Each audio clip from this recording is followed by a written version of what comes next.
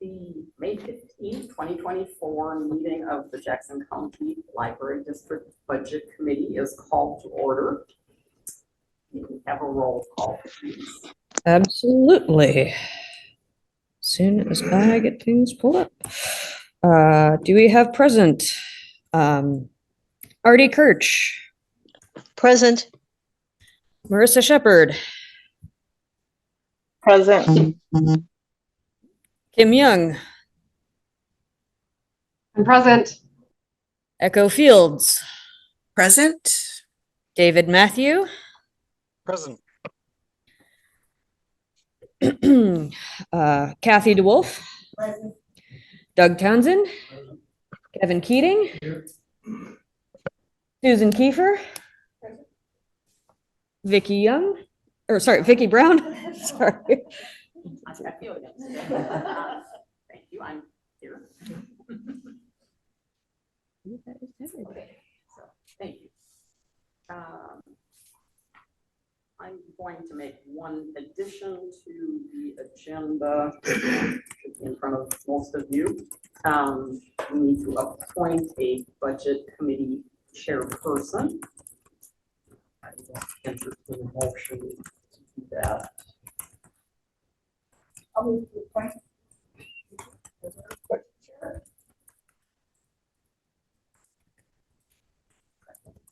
Second. Motion and a second. All in favor? You can raise your hand on screen if you want. And in room also. 2, 3, 4. Sorry, I don't know whether it's my phone or what, but I can barely hear anybody else. Right. I can't hear people either. We'll speak up. Yeah. Does that help? Is that better? Does it help if we speak up or we'll just? Yes, I can hear you. I personally can hear you now. Okay, Okay. we'll try harder. Do you want me to repeat what we just? That would be good. I thought I understood, but I'm not sure. So yes, please. I'll just back up to the beginning of what I said, which was I am adding one item to the agenda, which you should have with you. That's the appointment of a budget committee chairperson. I move to appoint Vicki as budget chair. And I move a second. So we have a motion and a second. Since everybody's unmuted now, it looks like pretty much if you want to just voice an aye, that would be great. And same in the room. Aye. Aye. Aye. Aye. I Thank you. Okay, perfect. Thanks. We know you're all out there, so. And while we have a moment, if you would like to speak on Zoom, it is helpful if you would use the reaction feature to raise your hand so that we can note that you would like to speak if we cannot, see that you have, noted. Great, thank you.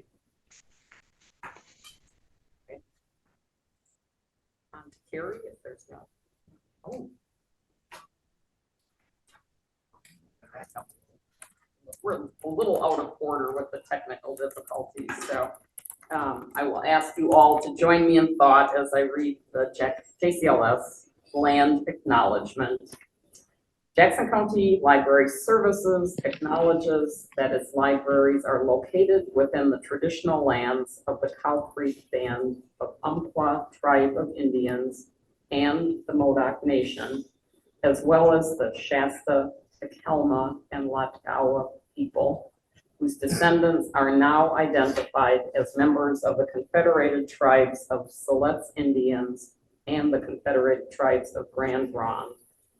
We take this moment to recognize the indigenous peoples whose traditional lands are where residents of Jackson County live today. JCLS is committed to fostering understanding, deep respect, and honor for indigenous people, and we encourage you to learn more about the land you reside on. For more information, go to jcls.org/land. Sorry for the out of order. Okay, so next on the agenda is the budget message from Carrie May.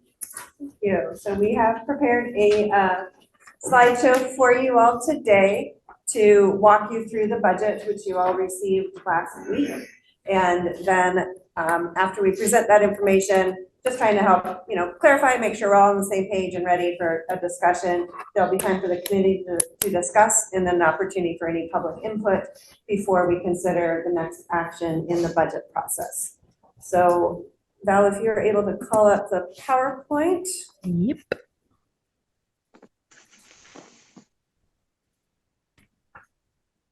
So I'm going to introduce Heather Scott, our finance manager, who arrived less than 2 months ago, so just in time for the budget process, and she has been a quick study in helping us get this budget prepared and presented to you all today. So we are going to tag team parts of this presentation. She'll handle more of the logistics of what a budget is and why we have to approve one. And I will talk about how we arrived at some of the budget priorities that are presented within the budget. Thank you, Carrie. Val, if you could move to the next. Thank you. So the first step is just to talk about the process, which Carrie just kind of ran through there. So we've finished the first step to appoint the budget committee chairperson. And then you will now be receiving the budget message and presentation. Then we will discuss the proposed budget, accept public input, which do we have any public here? Not currently, Okay, no. so I just had a note here too, if we do, to get their information. And then hopefully to approve the budget or schedule a second meeting for a second discussion. Okay. Repeat the Okay, can you hear me okay? Okay. So the purpose of the 24-25 budget, or for any year's budget, is to provide a financial plan of revenue and expenditures for the 24-25 fiscal year. Oregon revised statutes direct the executive officer to prepare a message to inform the public, and this is in the narrative that you have that we post online. And then the budget will highlight costs of key function areas, changes from the previous year, and changes to financial policy or status, if any. And these 3 points are requirements by the Oregon statutes, and they are also in the narrative.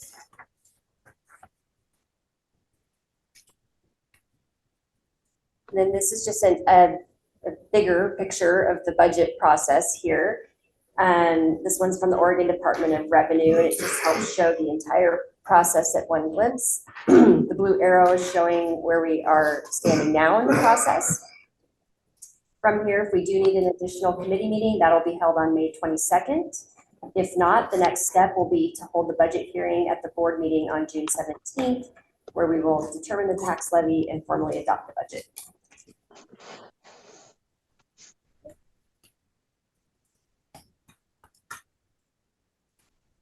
So just to help put us in context for where we're going next year, I wanted to give you a little context of how the current fiscal year projects impact our budget for next year, and just highlight some of the things that we have accomplished to date with about 6 weeks left to go in this fiscal year. But who's counting, right? It's all good. So 2024, as you all know, I hope, marked the first year of our full year of increased service hours. So we started increasing service hours on December 1st, I believe, 2022, with expanding to 7 days a week at both the Medford and Ashland libraries. And then in April of 2023, increased the hours at the rest of the branches. So between those 2 increased hours, we increased our service hours by over 35%. I keep saying 30%, but the 30% is from expanding hours in Medford and Ashland to the new hours that we added in April. So, and with those increased hours, we have welcomed many new faces to our libraries over the past year, both through the come through the doors and the new staff that we hired to support those increased hours. We installed a holds pickup locker at our Shady Cove branch library. which allows patrons to pick up their holds when the library is closed. A second locker will be installed in Ashland by 2025. We continue to explore ways that we can expand library services beyond our walls. Also in 2024, we worked with consultants at Group Floor Planners to conduct a study and produce a facilities master plan, which will guide our facilities needs over the next 10 to 15 years. Recommendations include some refreshing and renovation of existing spaces and maybe some expansion projects. Look for that final report of that project in this summer. You're a slide ahead of me. Sorry. I talk fast, but we have a lot to celebrate here. So some of our most of these noteworthy accomplishments are on the slide too, so it's all good. Another big project that we launched this current fiscal year is the expansion of OBOB, which is the Oregon Battle of the Books. We launched an unofficial Battle of the Books that we're calling UBOB, and that brings the Battle of the books to kids and students who aren't necessarily on a team or in a school that has a team, but still want to read the fine books that are selected for that project. We also increase the number of copies of each of those books that we have in all of our branch libraries. So really helped expand that project within our service area.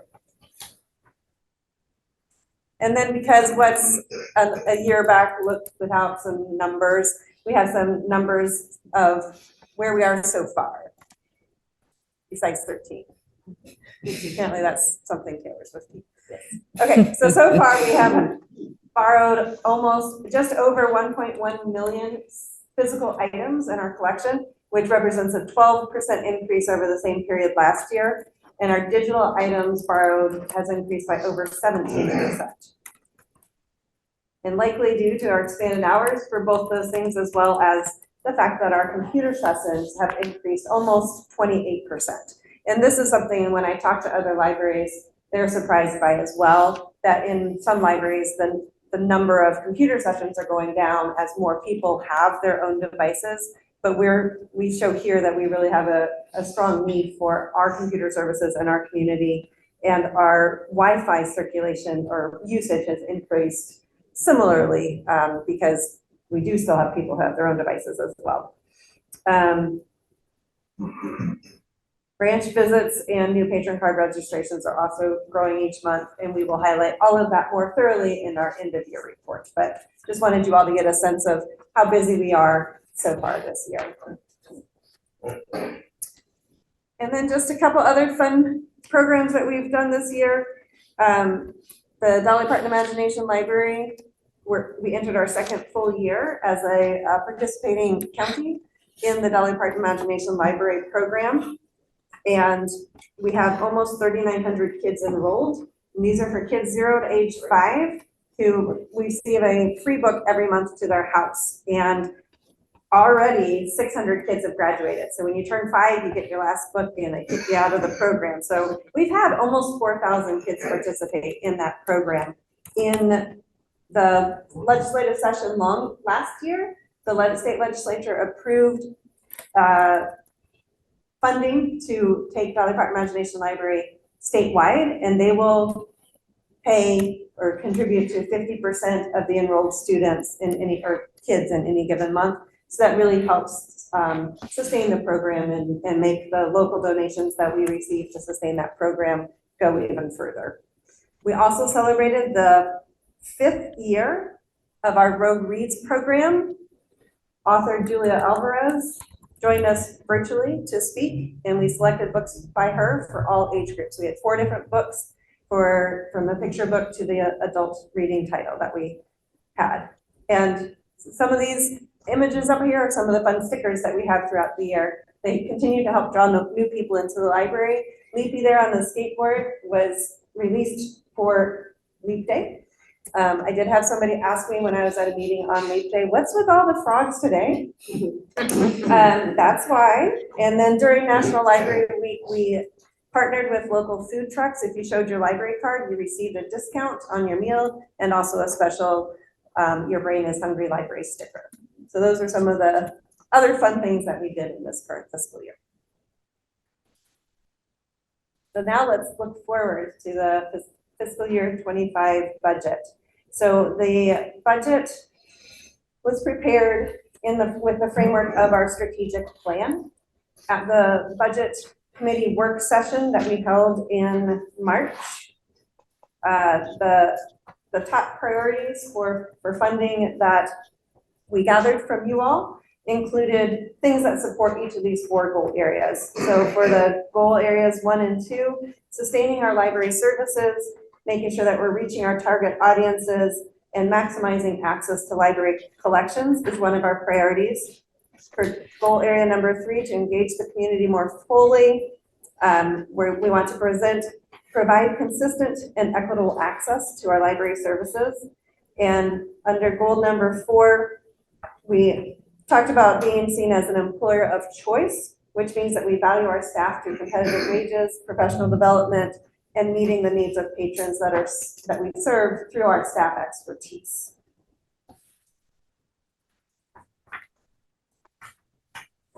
And now that it's back to the math part, I'm turning it back over to Heather. Okay, we'll start at the top with revenues. So first we'll talk about general fund revenue projections for 24-25. So using the district's historical data and reviewing Jackson County's revenue proposal, we determined an assessed value increase of 5.6%. This is higher than the annual required 3% increase, and with the projected 94% collection rate, which is also based on the county's historical data and ours actually, we're projecting $15 million in current year property tax revenue. The remaining $916,000 in revenues is assumed to come from prior year property tax collections, interest, printing, copying, fines, and charges for services, and the MOU agreement between the district and the foundation. In putting together the estimated expenditures for the 24-25 year, we found it necessary to increase the mill rate to the available 60 cents per $1,000 of assessed property value. While we have continued to be good stewards with our resources, many of our operating expenses will require more resources in the upcoming year, including major contracts for maintenance and security, software and technology needs, and staff wages and benefits. In order to present a balanced budget, we've proposed it to increase to 60 mils. This means an $8 increase per $100,000 of assessed value.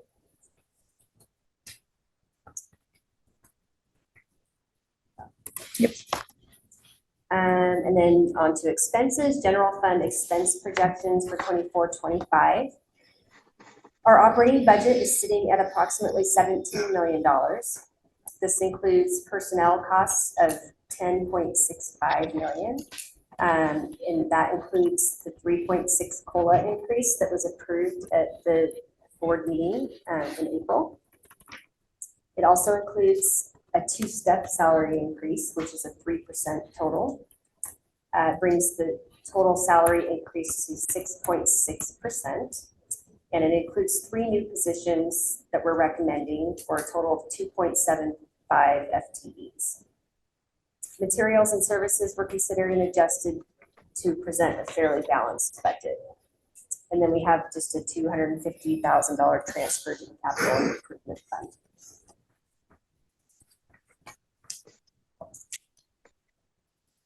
So total expenses by category or the requirement area, and this does not include that $250,000 to the capital improvement fund. Oh, it does. Oh, yeah, sorry. No, that's capital outlay, not the transfer. Oh, sorry, that one. There's another one. Okay, well, I added it in, so scratch that. As you can see, personnel costs have stayed at 62% or $16.6 million of budgeted expenses, which is in line with what other service organizations see as a percentage of total expenses. Materials and services are at $5.6 million at 33% of expenses, and this includes $1.6 million for library materials, and that is 9% of our overall budget. So to give some more information on salaries and wages, since that's the biggest expenditure on the budget, Bryn put together this analysis of comparative organizations' wage and COLA increases. These are all local organizations, all within the state of Oregon and mostly within our county. We have masked the names because the 2024 data is proposed and not yet published. If the space is blank on these charts, it means that we weren't available to get the information for that year. When looking at the step increases, which is on the left side, we found that JCLS steps are smaller than the majority of these organizations at 1.5% per step. So our 2-step increase matches a 1-step increase or less in many cases in comparing. Also, if you look in detail, there's on the 3rd line down for the city municipality, there's an 8 and 9% increase in 24 and 23. And those included a 4% wage adjustment in 23 and a 3% in 24. So they had a market adjustment. The next slide shows these pieces of information combined in total, only for the ones that we had both pieces of information for. So that's why there's less complete boxes here. And calculates the average. The range here from 2019 to 24 is between 6.06 to 9.56% average. From 2021 through this proposal, JCLS has ranged from 5% to 6.6%. Overall, we're coming in below the average each year. We've also been able to maintain a less than 3% turnover.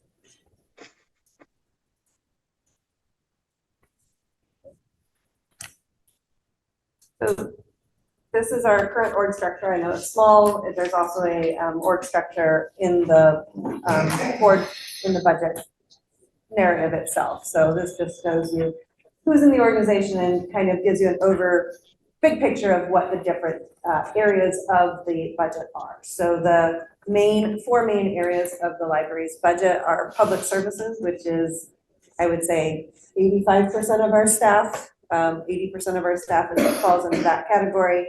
We also have public services, and which includes, sorry, y'all know this, right? Which includes our technical services department, collection development, IT, and facilities, and then our administration, which includes finance and HR, and the library administration, which includes myself, our marketing team, and the foundation.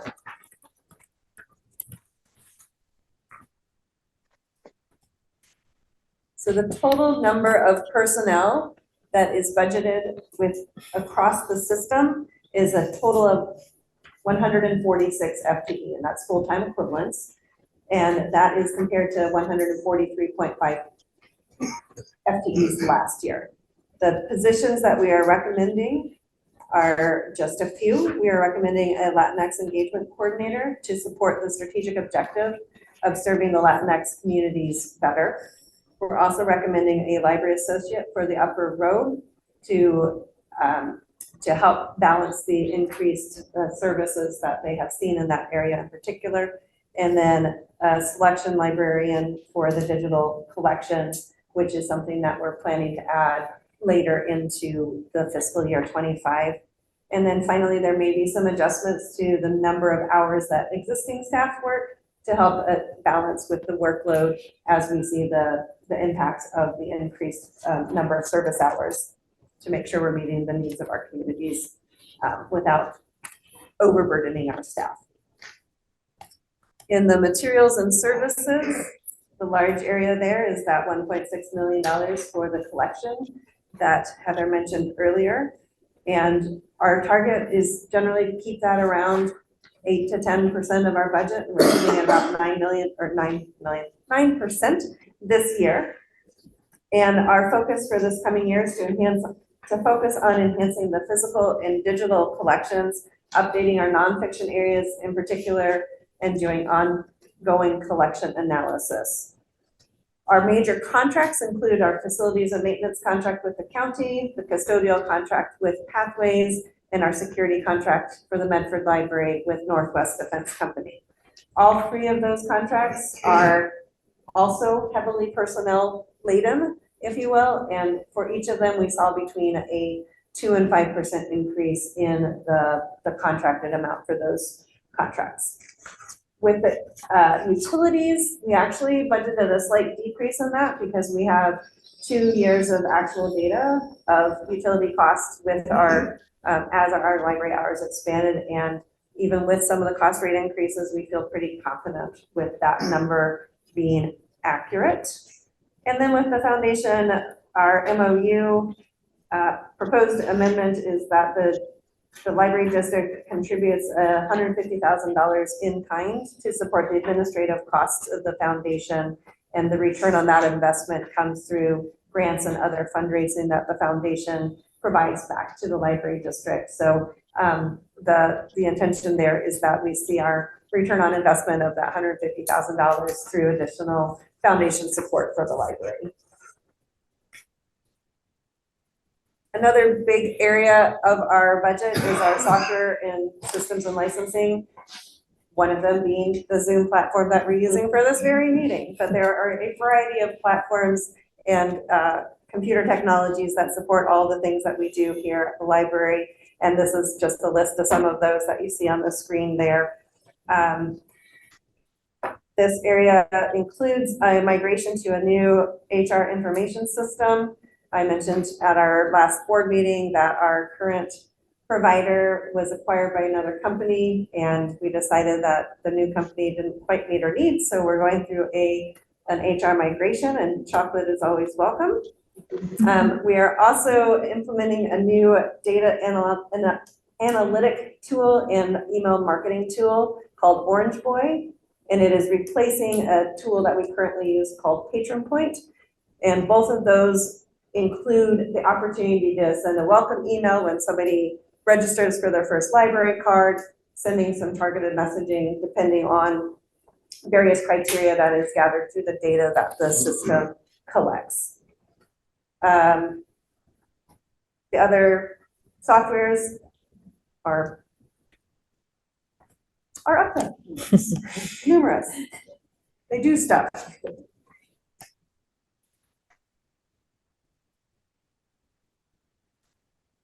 So the capital improvement fund, we have a couple of projects scheduled for the coming year, including some roof replacements. So looking at both our Eagle Point and Talent libraries, we have also discussed the opportunity, perhaps as roofs are replaced, to start looking at going solar on those roofs and starting to generate some of our own electricity. We have carpet replacements scheduled at some select locations, and then providing some outdoor space enhancements, such as the Phoenix Garden project in Phoenix. The facilities master plan over the next several years will continue to provide us with recommendations and guidance for that, as well as we always have a rotating 5-year capital improvement plan with the county that we're helping keep track of things on our buildings and replacing them as they age and meet their useful life. So Eagle Point's getting a lot of special treatment too. It just got a new, or any day now, is going to have a new HVAC system installed at that location, still out of this current fiscal year. Our miscellaneous grants fund allows us to track our restricted funds, and you'll see in an upcoming graph, we created that fund, or we separated out our grants into a separate fund so that we can more easily track both the income and the expenditures to those funds. We appreciate the generous support from our friends and the foundation that we receive annually. And we also receive approximately $40,000 from the state library to support early literacy through the Ready to Read grant program. And we also receive around $125,000 annually from the Holbert Trust. And that money is designated to support youth ages 6 to 16 and what they call mature readers, otherwise known as adults. So the anticipated expenditures include support for our library programs, including Rogue Reads and the summer reading program, and additional support for the outdoor spaces and projects in the capital improvement category. We will be applying for grant funds. The Royal, we will be applying for grant funds to support our social services program and potentially to install AEDs at all of our branches. The foundation helps support those initiatives and fundraising for the library district itself. Their 3 funding priorities are enhancing our outdoor spaces, early literacy, including the Dolly Parton Imagination Library and outreach to childcare and technology. So this is more numbers. So guess who it is? All right, so this chart provides another way to view our ending fund balances. We're continuing to put funds into the capital improvement fund to renovate and upgrade our branches as needed. As you can see in fiscal years 18 through 20, we did not have a miscellaneous grants fund. This fund was created in fiscal year 2021 to separate out and better track restricted funds to the district, including the Friends and Foundation donations and restricted funds such as the Holbert Trust. The district is in a healthy financial position to start out the year. We anticipate the beginning general fund balance to be approximately $9.6 million, along with the beginning capital improvement fund balance of $4.7 million and grant funds of $3.7. Both the capital improvement fund and the grants fund are projected to decrease during the 24-25 year. We've chosen to allocate more expenditures in those funds that provide the district the authority to use those funds if needed. Our goal is to use the grant funds as they are given, and sometimes we receive more revenues than anticipated. This gives us the room to expend those revenues as received. We earmarked just over $1 million in capital outlay from the capital improvement fund, as well as $500,000 in materials and services in this proposal. $250,000 is also designated from the grants fund for capital outlay for plans to update the Medford branch large meeting room.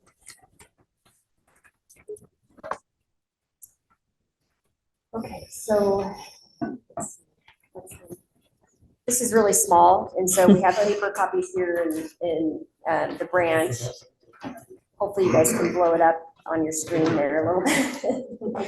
But it was sent out as well, right? Okay.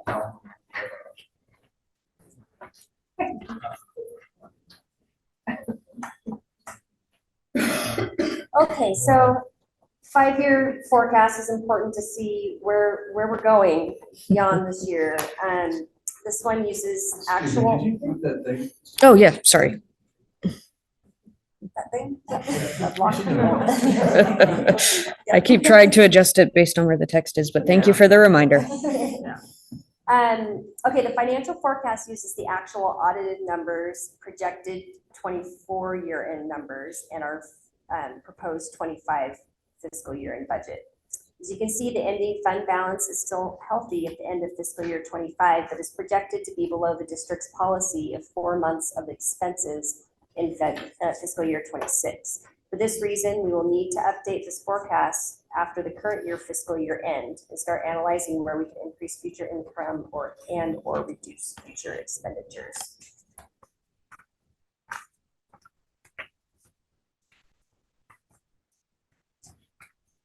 I might just be able to leave it on that screen Yeah, for now, I but that concludes the formal presentation and budget message. And we're happy to take any questions that any budget committee members might have.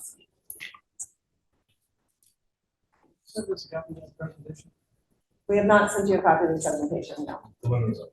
No. As good as I can get. Yeah, we will.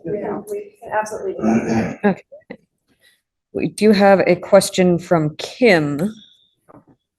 Yeah. I see Hi, that. yeah, I'm just looking at the forecast that's up on the screen, and I've noticed that we have dropped down the capital outlay budget. What are your assumptions or expectations in the periods following 2025 for capital outlay?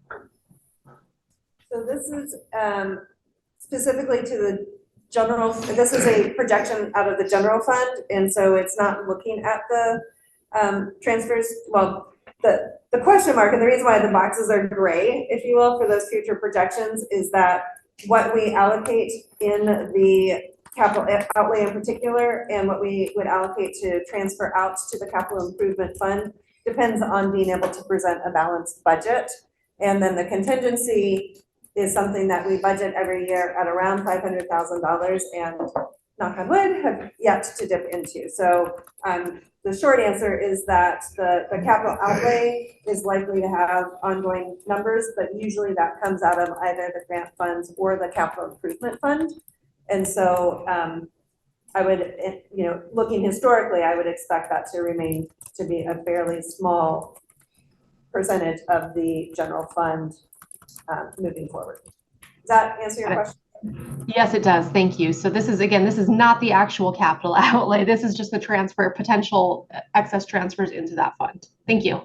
So there's two different things. So this is one of the fun things with our budget. There is a fund category of capital outlay, which is something that we can budget for out of all three funds. So we can have budget outlay expenses in the general fund. We can have them come out of the grant fund, which is where, for example, when we get grants from the foundation to support the garden project, that would come out of the grant fund. And then the capital improvement fund, we expend capital outlay for things such as the Ashland HVAC project that we just completed.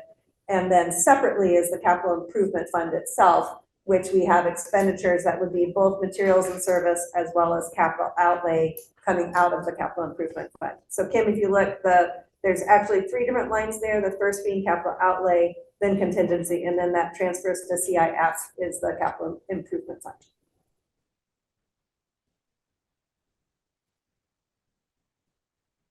So the Ashland HVAC got paid out of capital improvement? Out of the capital improvement fund, capital outlay line. Right, but it didn't get paid out of, it did get paid out of capital improvement money. Correct, not out of the general fund, correct. We do have a question from, Artie as well. I'm gonna go back to, there we go. Artie, feel free to speak. We have tiny little pictures of you. I do see your hand now, so. Sorry, I was on mute. Oh, okay. Classic mistake. So two questions. One, on personnel services, it looks like the forecasted increases start to slow down, like in the forecast starting in 2025. And I just wonder, why is that? And the second thing is, the security contract, do we expect to need to maintain the same level of security as we had to, as we recently had to, like in the past year, 18 months, whatever that's been? Do you want to answer the first question Yes, first, I Heather? believe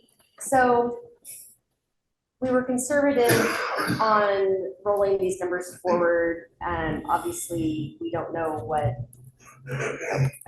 cost of living adjustments are going to be in the next several years. And so I was just looking at, I believe we used a 4% increase year over year, starting with the 25-26 budget. So, but it's consistent for each year over there. It didn't slow down from that. So it's 4%.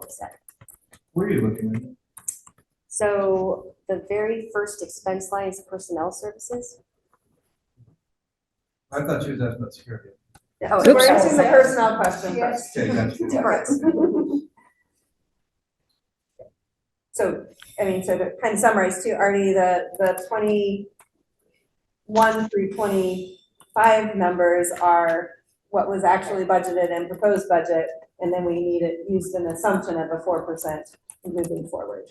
And looking at that historic data that we just shared with you, that may be a low assumption. And that might be something we have to adjust in the forecast model. To address your question on security, we did meet, and Joan's sitting behind me. Joan met with our representatives from the Northwest Defense Company and assessed what our current security levels are and needs are, and the recommendation for the next fiscal year at least was to continue at the same level of service that we currently have.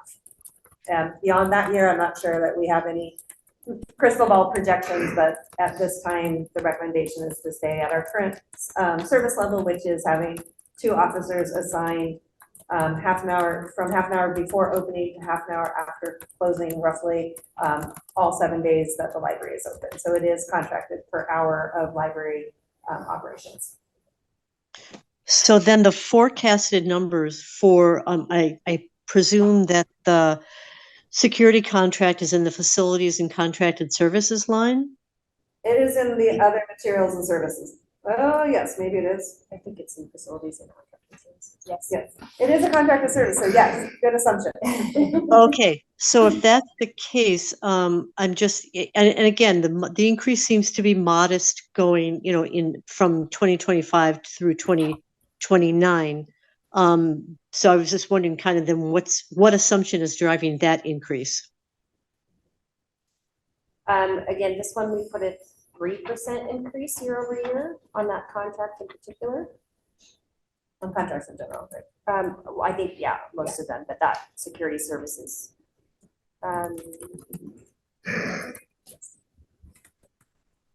Then, sorry, then as long as I've still got the floor then, so in general, are the forecasted numbers that from 2025 through 2029, are they generally just a percentage increase, not based on are they just a percentage increase? Yes, and the percentage increase varies plus or minus by each individual line. But we need a starting point. In general, we're estimating conservatively on both sides in a projection, but trying to be realistic in that as well. And I don't Yep. want to get bogged down on just the projections. We're here today to pass a 2025 budget, so I know you need to understand where we're going to understand and support the recommendation for this year, but Yep, good point. All right, thank you.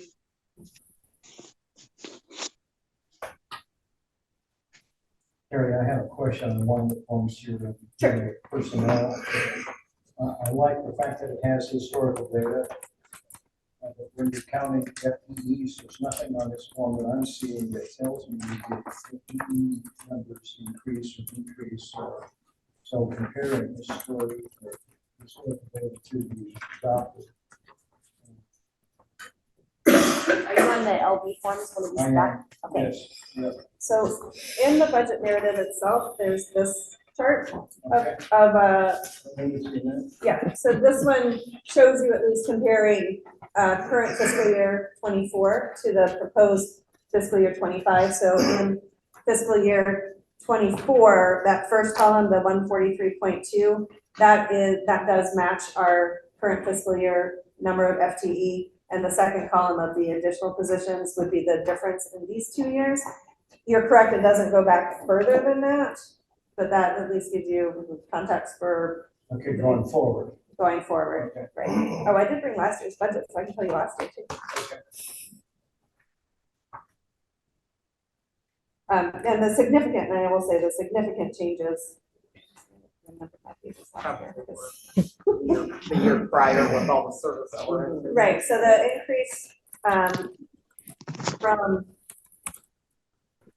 fiscal year 23 was 125.2 FTE to the 143.2 in fiscal year 24. So that was a significant increase. That was almost 18%. 23 to 24, right? 22, 23 to 23. I'm assuming that was all because you could stand it out. Yes, yeah, so it was both additional hours for the front of house. I'll take care of that. And for the public services staff, and then also for the support staff to be able to handle the increased volume of computers and material circulating and all of that. Yeah, Yes. that's exactly what I want. Thank you. Okay, you're welcome.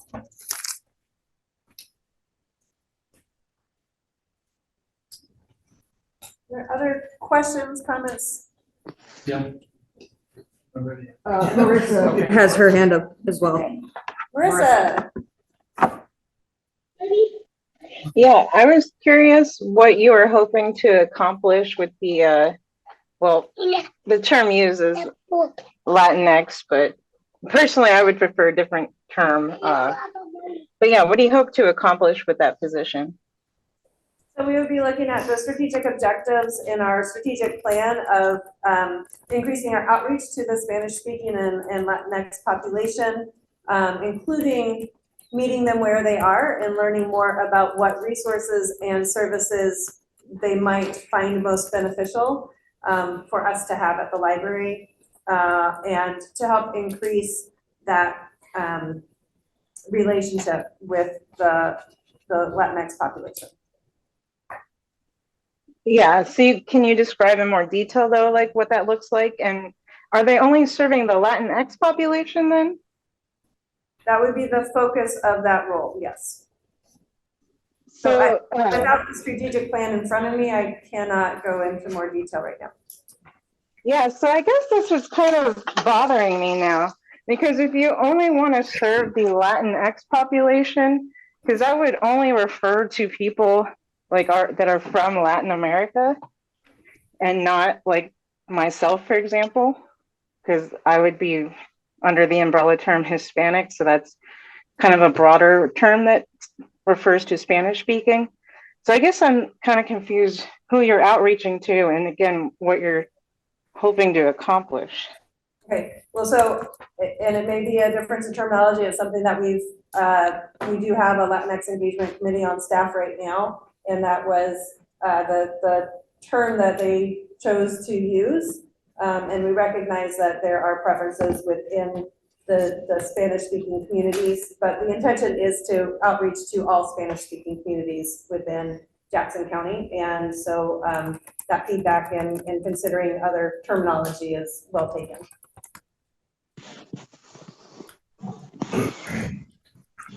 Yeah, I mean, I guess I would still like to see that define what you actually hope to accomplish. Because, well, I mean, I really want to compliment you on the efforts that you have been making to reach the Spanish-speaking community.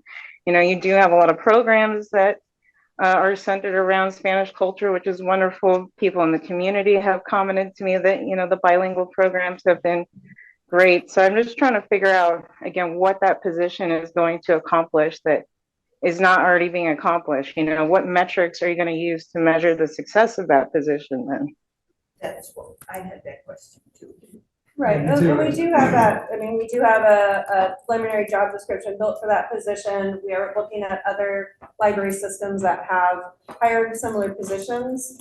And, you know, some of the metrics I'm sure would be through the number of patrons who are registered that select Spanish as their primary language. I also recognize that the Spanish-speaking community doesn't only speak Spanish, and so we want to make sure that everyone in the communities feel welcome in their preferred language. The circulation of our Spanish language materials and the visibility that we have within the Spanish-speaking communities are ways that we want that position to engage the community.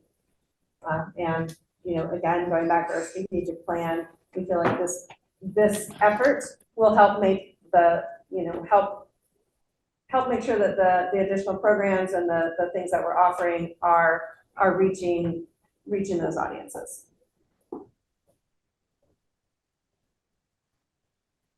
And then I just have a couple more comments because it would be nice. I don't know if you have this sort of information, if you could track like visitors per hour versus like FTE that's working. It would just be nice to have a more detailed breakdown of how you're actually allocating resources of people. And that is something that we are pulling the data and analyzing, and we don't have a complete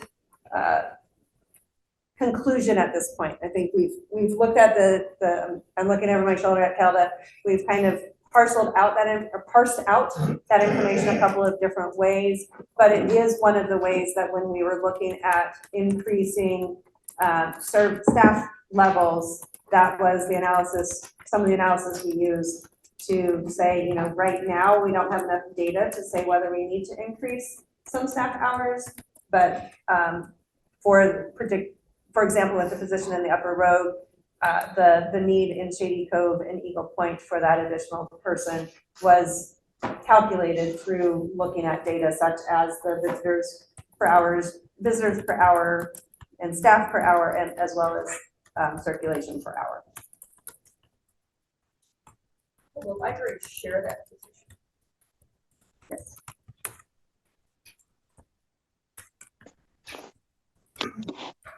Or the Bethesda Upper coordinator for the homeschool as well? Part of our plan, I believe also. Yes, not at this time. But you know, it could be a possibility in the future. It is also something that the homeschool population is served through our educational services department at this time as well. Who's representing the Latinx, Latino community? Anyone covering the work that this person did? So we have staff that speak Spanish, and so we have in some of our branch locations, we do have staff who are available to speak with our Spanish-speaking customers. We also have in our outreach to child care department, we do have one individual who is bilingual and was specifically hired to be able to provide Spanish language story times to some of our preschool centers that we visit. So right now, I think that the coordinator part of the Latinx engagement coordinator is part of the key for us here, is that we need someone to help bring together what we're doing throughout the system and make that a coordinated effort and make sure that it's inclusive throughout the county.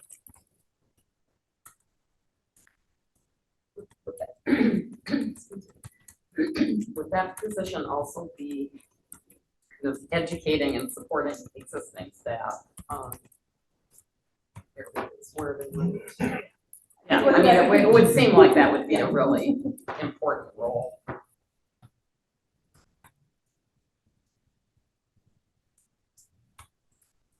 We do have a hand up by Artie on Zoom as well. Okay. Hi, so what's the math that went into deciding to go for the full, the upper limit on the millage rate? So, well, I mean, I'm not quite sure what you mean by the math. So it basically, Well, wait, let me give you an example. So, for example, part of the presentation talked about that the assessed values, that there will be an increase in revenue because of that there is more housing being built. So there's more revenues I would expect from that. So how was that, for example, figured into why do we also need to raise the millage rate? sure. So we start with getting the assessed property value from the previous year after the assessors published their report. Initially, we use historical data from what we've seen in prior years to come up with an estimate of an increase that we expect. And we started with a 4% increase internally as we were budgeting. And then Jackson County publishes their proposed budget, and historically we've gone off of what Jackson County uses as their estimate for the growth. This year they estimated 5.6% growth. So we start with that, then we use a collection rate that historically has been about 94%, assuming that 6% of those property taxes won't get collected in the current year at least. So we reduced that for that piece. And then, so we started with the 52 mil rate, and it was not enough to support the expenditures. So that's when we factor in the increase to make sure that we're presenting as balanced in the budget as we can. But with the 52 mil rate, it wasn't enough to support the expenditures. It wasn't enough to support the expenditures in 24 through 25. In the proposed budget, correct. At 52 cents. So that's why and then we did the calculation with the 60-cent mill rate to come to what we proposed. Okay. And even with that, though, I mean, I know we're talking about this, the upcoming budget year, but we're still going to be underwater in the 4 months expenses paid or saved in the subsequent years. We won't have any room. I mean, where we're going to get that money? Right, and that was what we were noting, is that we would need to address it. Right. Yeah. So I think kind of the short answer, Artie, is if we did not increase the collection rate, the negative balance would start in the current fiscal year. or in the proposed fiscal year. So by collecting, is that right? No, In the fiscal year 26, sorry. So by increasing to the 60 mil collection rate in 2025, we'll go into a negative beginning fund. We won't go into a negative balance. We'll be below policy by approximately $400,000, which is a difference that we can build into our budget through both the actual projections of revenues and also knowing that we have to, per policy, find that $400,000 in savings and present a budget that allows us to have that beginning fund balance at the amount we want. So those are the factors that went into that. The further out that negative number comes in, the more time we have to adjust to that, both through looking at our revenue sources and our expenditures. as well as actual data from this year. So this year, we're working off numbers that aren't complete yet, so I think our beginning balances will adjust depending on that. I didn't hear that last bit about the actuals. So right now, we're not finished with this fiscal year. And so as we wrap up through the end of the year, we'll have a better picture of where our beginning fund balances will actually land for this proposal that we're doing now. Right now, we're having to estimate what that balance is, so. Get those, that final balance number, when you get that number. So our year end is June 30th, so we'll need to wrap up through that, and then our audit is scheduled for mid to end of August. Right now, we haven't set the actual date yet. We should have an idea before that, but it won't be final until. So our audited numbers will be complete before the end of this calendar year. So not in time for the budget, but by the time we do next year's budget, obviously we'll have this year's actuals. And I think we didn't run year-end projections for the next 3 months, but that's why we included the year-to-date pulled information from May 1st on this tiny print document that you have in front of you, is because we wanted to have some sense of, we do think that we will have more on our ending fund balance than what was budgeted. So there's some of that savings that will help push that off. And I know we brought it years past, because what we do in the cycle of when we get for the tax, what we get from the taxes, when do you get a good number from Salem on the taxes collected in this November when we pay our tax bills? That's the next time we collect it. When do you start getting good numbers on that?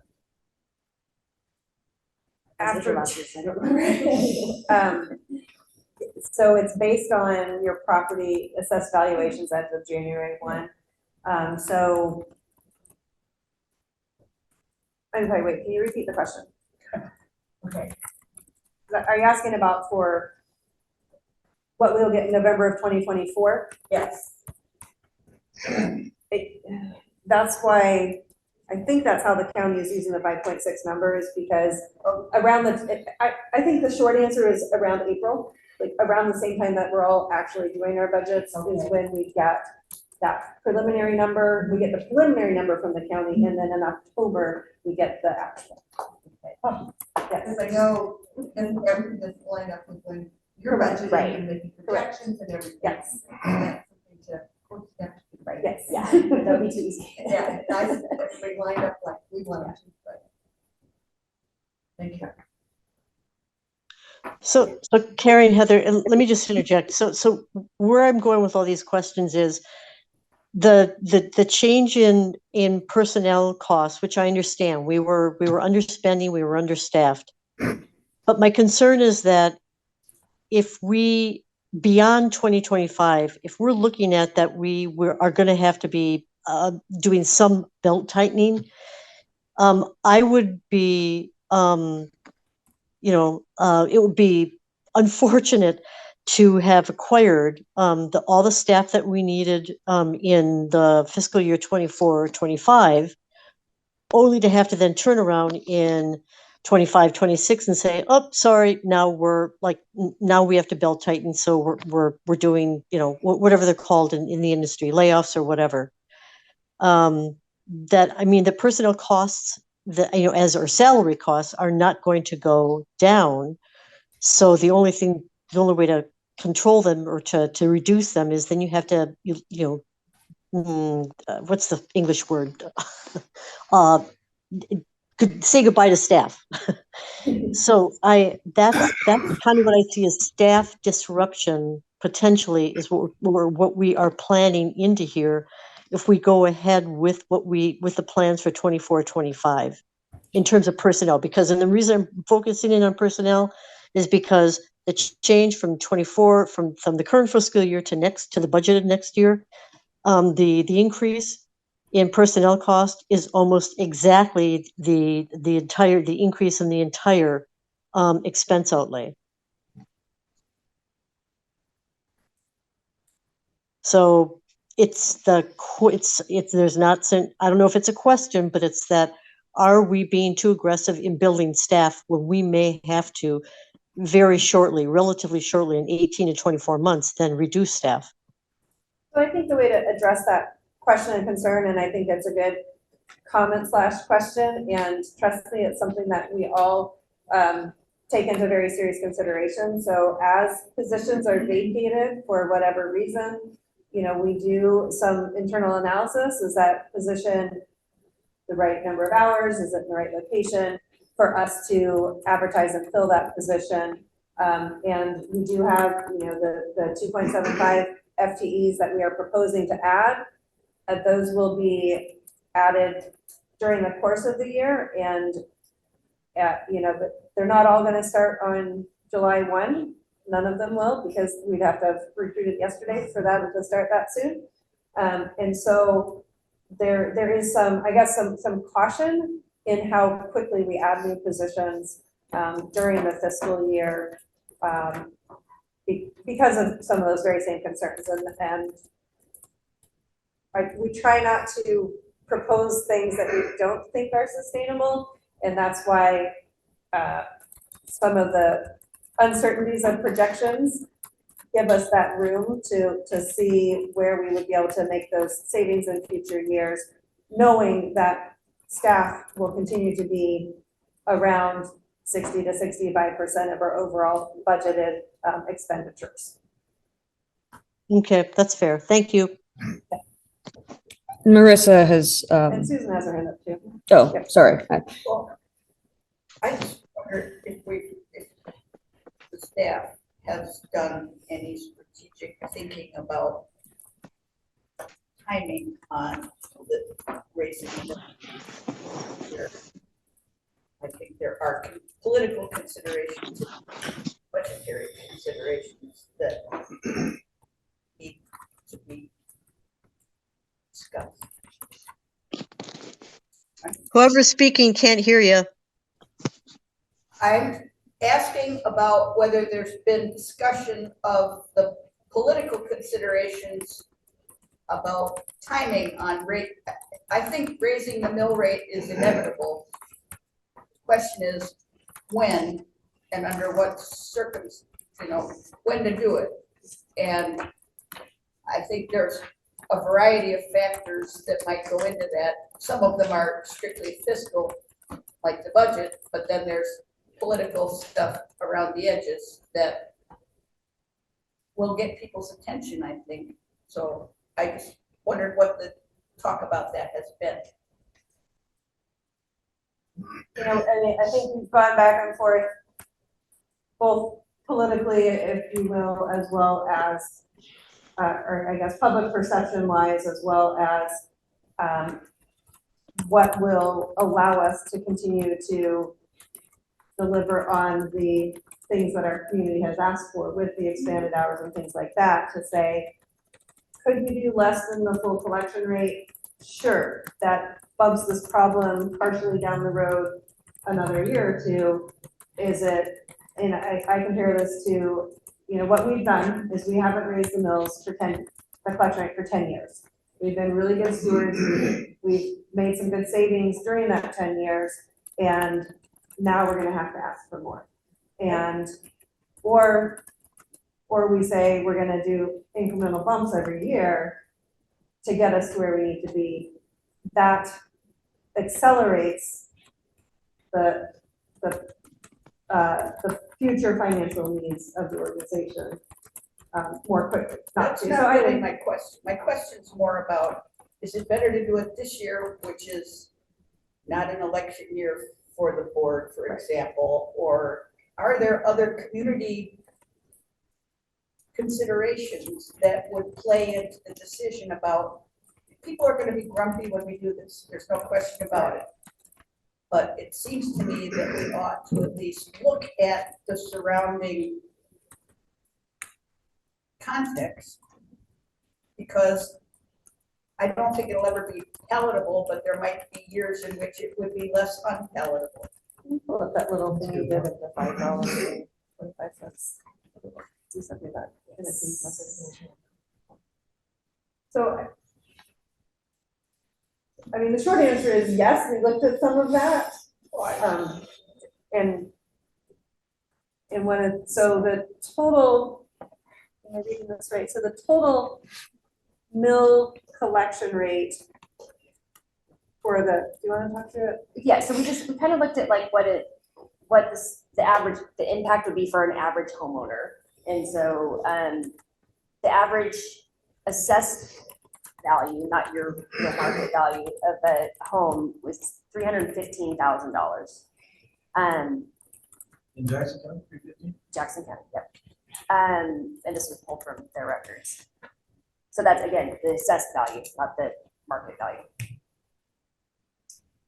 The prior year mill that was assessed for the general government bucket, which is what we're part of, was $5.47 for every thousand. So that was the mill rate. That total cost represented about $1,700 in property tax to that homeowner. With this with the 8 cent increase that we're proposing, that would raise their bucket to $17.48. So it's a $25 increase for that average for this year. So If that's the I know only. you don't think this answers your question I don't. specifically, Yeah. but, well, so what is allowed is a collection of up to $10 total in millage. And so, you know, what I don't have in front of us is the detail of what constitutes that current $5.47. And if there's other, you're asking if there's other increases that are coming up from other Yeah, I'm agencies? talking about the whole picture for the county, and I don't know what all the considerations might be, but I do believe that there are things that might make it more politically a smart decision one year rather than another year. And I just wondered if anybody had done any brainstorming, or I don't even know who you talked to see what the considerations would be. But it seems to me that that wouldn't be a bad thing to do. I guess so the short answer then is no, we did not have those conversations with other entities to say, hey, we're thinking about increasing our collection rate. No, those conversations did not happen. I wouldn't necessarily expect it to be public, but So that timing is related to the current economy, for Right. sure, with every other cost in the world going up right now. So, well, I mean, I do think that, well, anyway, the answer's no. Okay. So Kevin's been patient with his hand up, so Marissa, your hand is still up, so Thank you. we'll get to you shortly. I have a couple of questions. Just this first one is about numbers.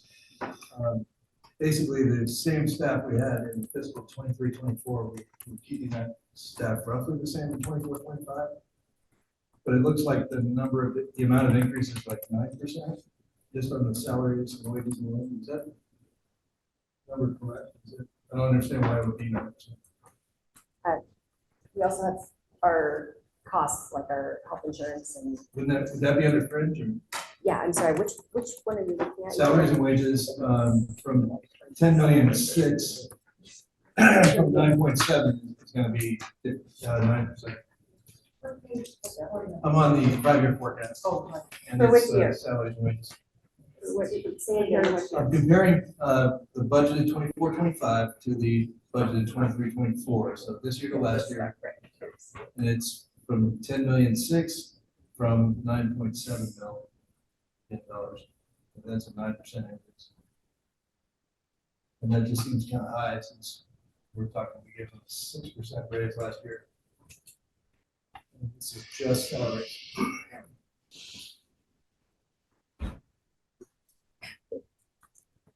No, the 9.7 to 10.6 is salaries plus fringe. It is the 8 million plus the 2.6 million, yeah, it's everything. That includes. So salaries is going from 7.3 to 8 million I still, yeah. see. Okay, so the fringe then is not, is going up, but it doesn't seem to be going up as much as it would if we consider medical costs. Is that, you looked at that numbers? Our medical insurance, our health insurance, is only going up 2%. 2%. Yep. Okay. Right? Second thing is, I would like to move that we postpone any increase in the levy until the next budget. So I agree with a lot of people here that this is not politically or perception in the levy when we are pretty flush with cash. And I think we can afford to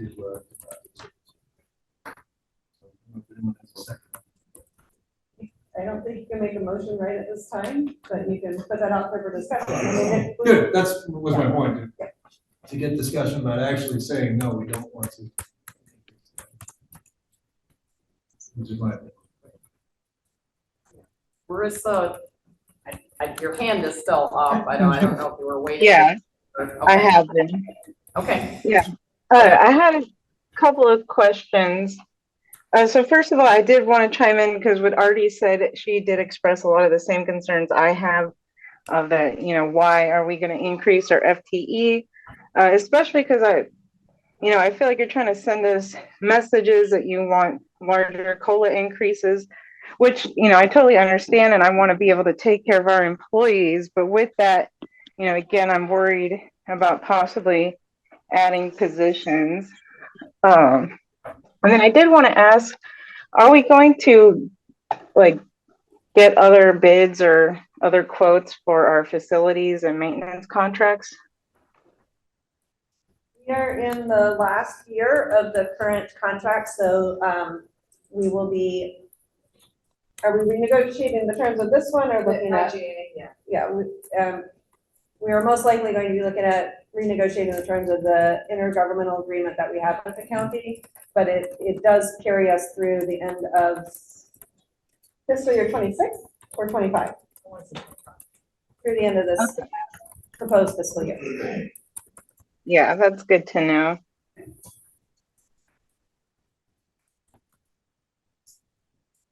Oh, and I did want to chime in, sorry, about the mills.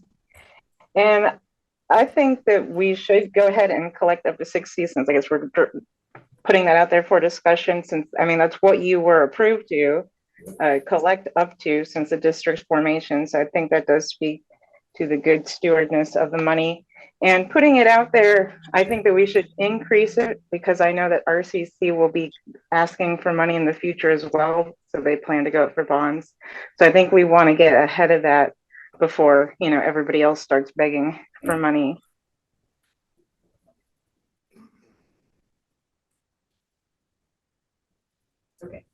I just had a comment, and just on the mill rate, and this is just going on averages, or just averages, what the average assessed value of a house was and what it would add, and what are the political implications or not. If people, on one hand, they're gonna hear it going up, and then on the other hand, people are gonna look at their tax bill in detail and really want to stir up what was it, an additional $25 on there, $25? How much of an impact is that going to make on them for paying the property taxes.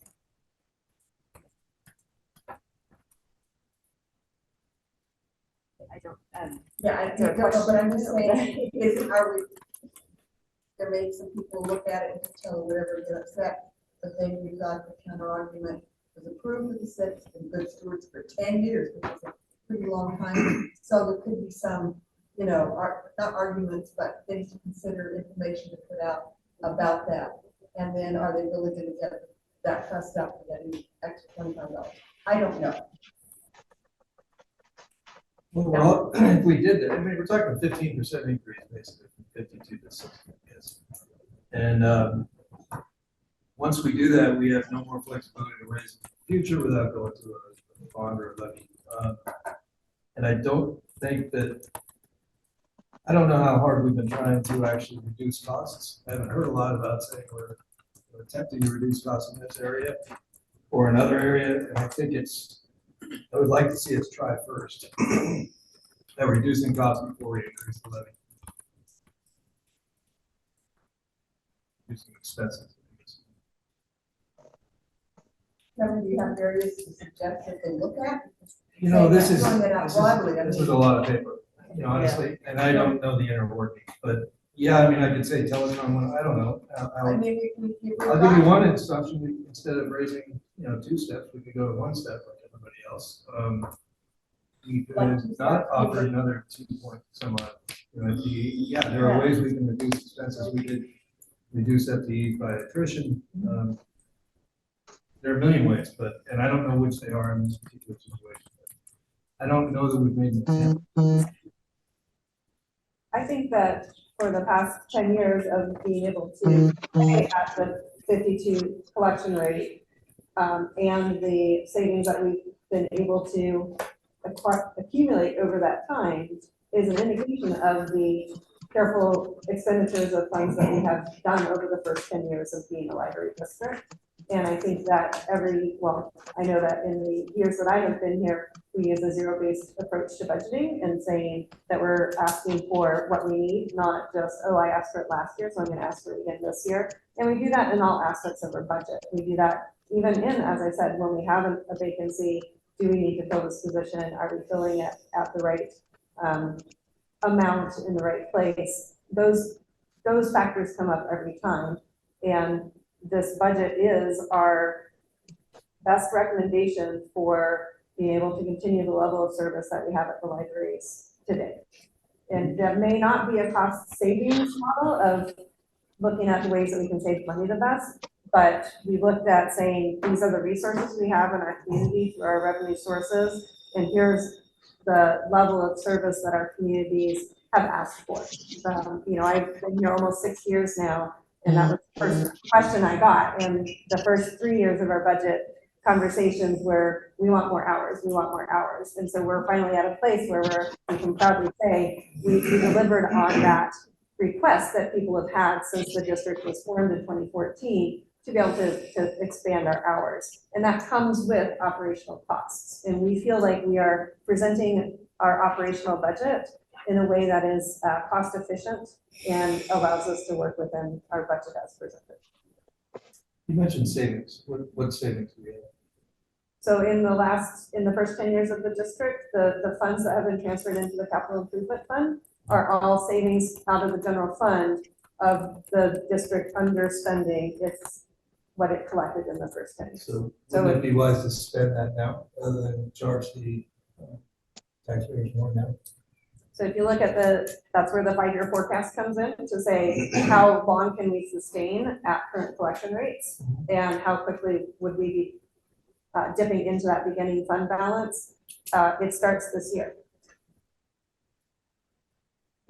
And again, I'm saying, I think this can wait until next year. Use the money that we have rather than asking for more. And I'm very proud of the fact that we haven't asked to increase the mill rate. And then we won't have that real argument to go forward with our detractors, if you will. And there are plenty.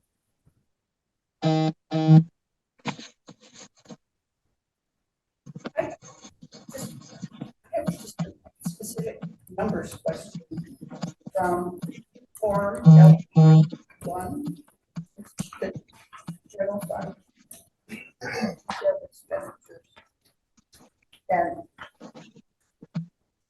line one is administrative salaries for finance and HR, and it supports 8 FTEs. And line three is administrative salaries for marketing, and that supports 8.25 FTE. And the cost increase proposal for the line one is like 27,000, and line three is 128,000, I think, for the difference of only a quarter of a FTE. Now, my math is pretty sketchy and I might be wrong about this, but I think that's right. I'm just curious.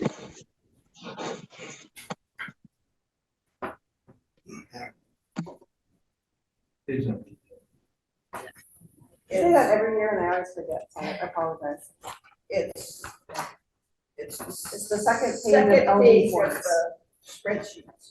LD 31 is what you. Yeah, that's There what are- I these said. are It's a whole bunch of. Here. Again. Well, I guess I'm not sure what the FTEs were for those positions or for those Well, it buckets says- last year's budget. Yeah. So that would be if there's more FTEs in that library administrative group this year than there was last year, right? I don't think so. I don't know, it just jumped out at me as being a big increase for one and a big small increase for the other, and I was just curious. I mean, So it's actually, actually, that's not just your salary. it's actually fewer FTEs in administrative services, it looks like. That's it. We may have moved the person. You're talking about 3 versus 1, Yeah, the increase is just, it's 18%. but it's, it's 8 people on one line, 8 people on another line, and the difference in money is significant. So I think, I mean, And we it's, can make sure that we've allocated people to the right place. It looks like one of the people in administrative salaries for finance and HR may have gotten moved. We haven't changed total number of FTEs in those two departments, so it could be that we. Are those actuals? well, I just thought you were gonna, Yeah, it's last year's budget.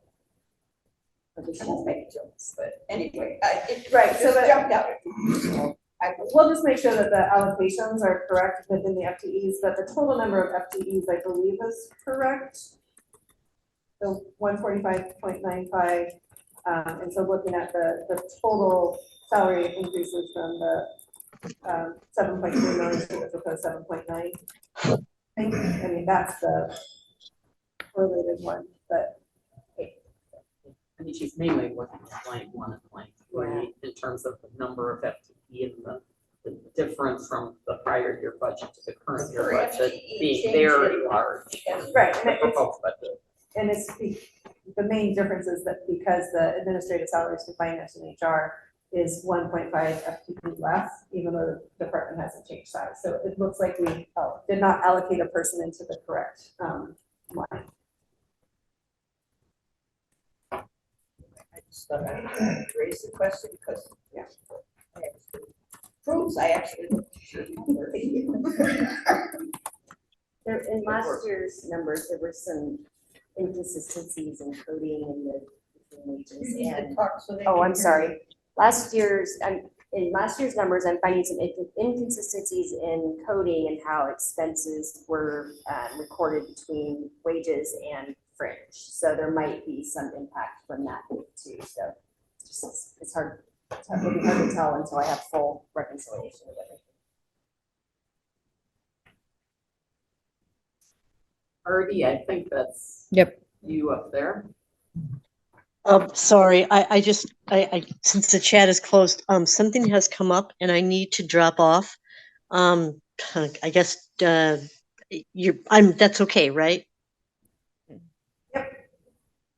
Okay, great. Thank you. And, very good job, you guys, on doing this. And, thank you for the opportunity to provide input. Really appreciate it.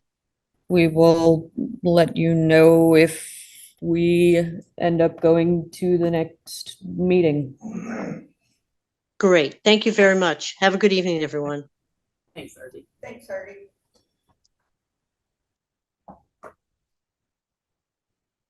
Any other virtual hands up? Kim, did you have any other comments? I don't know that we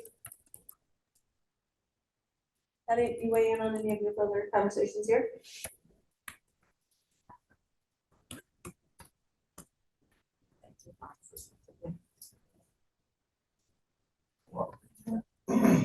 A couple of quick questions. It's another LB 31, but not the. This is, start with accounting and tell me about facility furnishing, why it's so much more than. Is this like a 5-year plan, or how old is the furnishings we have now? This goes from 83 last year to 115 this year, and prior to that, it was in the 20s and then 1. Yeah, so our facilities furnishings, all of our buildings are 20 to 25 years old, and so we don't have an official replacement schedule for that.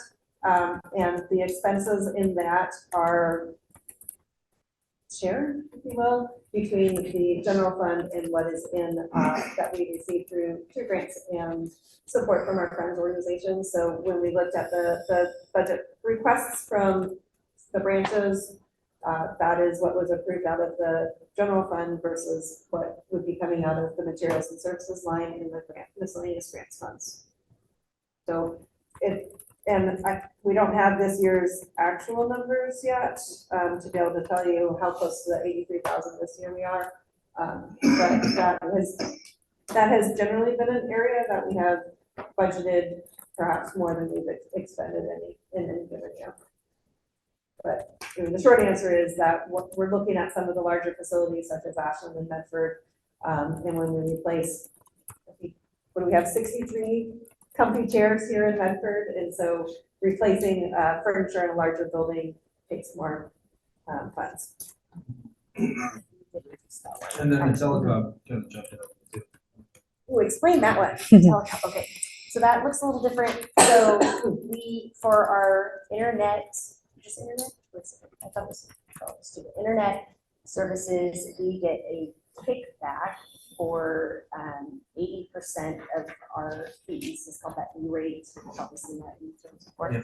And so the correct accounting way to record that is to record the full expense and then record the rebate that we get as an income. And that had been done inconsistently in the past too. So this is actually our expense for this is similar to what it has been previous years, but the income is now also recorded. So E-rate income would be on the grants and miscellaneous. So it would actually be in the general fund on the first LD 20 form, so the resources required for the general fund that, well, other resources, the grants and donations unrestricted, that 225,000, you'll see is a large jump from the 42,500 budgeted this year. So that is that 80% rebate that we receive from E-rate. So we offset that increase in telecom by the same increase of the rebate on the revenue side.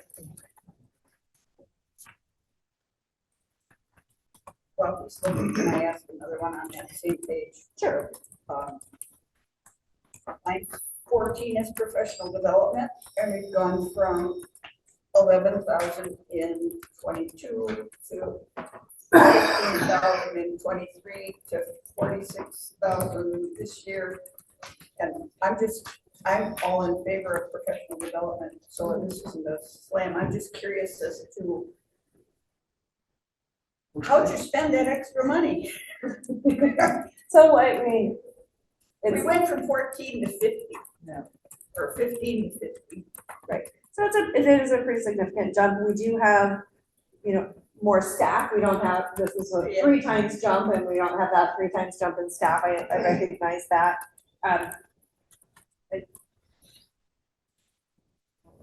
We try to use, so this is something that internally we're trying to kind of institutionalize how people get professional development or, so this includes attending the state conference, it attends, both a PLA conference or an annual ALA conference, as well as online webinars and things like that. So, Does this include tuition benefits? no, that's a fringe benefit. Not that I care, I was just struck by it tripling Yeah. professional development in pretty short order. I was just wondering if there was one particular thing that kind of was expensive that seemed like it was worth it or whatever. Right. Yeah. Yeah, and part of it is trying to be equitable in the opportunities for professional development and making sure that all of our staff who are eligible for different opportunities have the resources to be able to do it. Since travel and meetings are separated out just prior to professional development, and those are not changing much, it would seem that somewhere there was a dramatic change in maybe more local or online or some kind of professional development that does not involve travel or meetings. I don't know. I mean, since those categories did not change significantly at all. Reducing it isn't gonna make Right. very much Right. difference in our budget, so I'm not throwing rocks here, I just was curious. And again, that's when I don't know what our year-to-date is to tell you whether we actually tripled or not. And I think it's everybody putting in a little bit for all of their staff, and then the reality is how much it's all big.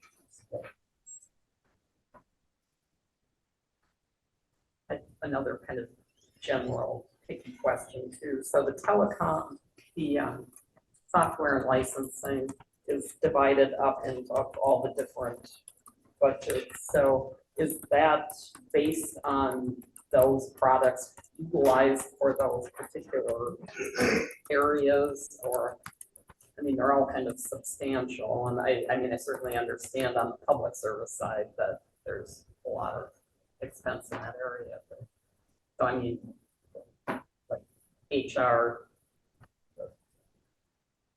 human resources, payroll plan is allocated in that area. I mean, there's costs through all of the sectors. right, so at the top of the next page with the line 1 and 2 for computers and technology and software and licensing, that 100,000 for computers and technology and the 300,000 for software and licensing, that is allocated out to different departments related to the expenditures for that department. So we have our ILS, our integrated library systems, and our tech services budget, our HRIS is in that budget. Finance has the Tyler input system. So yes, we do allocate that out to the departments to track the expenditure. Postage, $45,000. We mail a lot of things. So the primary thing we mail is all the books for the at-home services program. And then we also contract with a third party to provide mailed overdue notices for people who have not provided us with, who have selected that as their primary method that they prefer to receive notices. So we do both email and mail. So most of it's going for the books that we send to people on that program, the outreach services. Yep.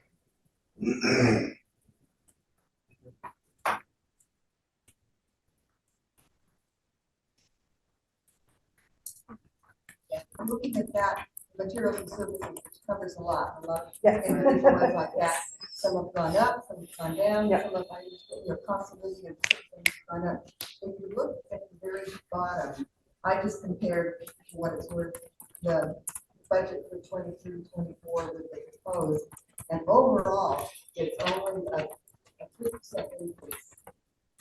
Yep. Which seems pretty small, knowing the supplies and a lot of stuff has gone up. If you take it in total. Yep. And if you look at what the ins and outs, some things have dropped dramatically, some things have maybe, increased, but overall, it's just a 3% increase. Yep. And I don't know, when you're putting this together, what information you use about what cost of doing business things are for other organizations, other libraries, or whatever. what do you, you know, let's say within Oregon, let's say Oregon. Do you look at other library systems budgets and see how their situation's going? I mean, I know that takes a lot of work, but it's just. Well, she's only been here 6 weeks. Yeah. Next year.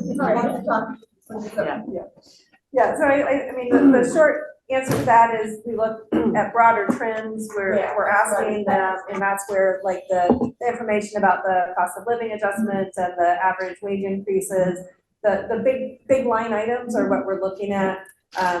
You know, again, salary, personnel expenses being around 60 to 65% of your budget, library materials being another 8 to 12% of your budget. So right there, you're looking at 75% of your budget is pretty much predefined, if you will, and we recognize, and so the way where we can tighten our belts and look at some of those cost savings are in these other areas to say, okay, well, what can we defer for another year or have some cost savings in there. So yeah, this is, you know, materials and services is a lot of smaller categories, but it's where we have the most flexibility to make some of those adjustments. Yeah. So we don't go through with our library friends and be like, how much are you paying for supplies? But there are, you know, going back to the professional development question, you know, I'd love to get one day to a formula base, you know, for X number of FTE, it's X dollars per, and it may be more for a librarian than it is for a page, for example, or a clerk. So you know, look at those kinds of things. But you know, that's where I think I need another year of data at our current staffing levels to dial that number in really well. Oh, David has a question. Very patiently sitting up there. Thank you, David. Okay, not really a question. I think it's just more of a reaffirmation, again, coming from an HR background.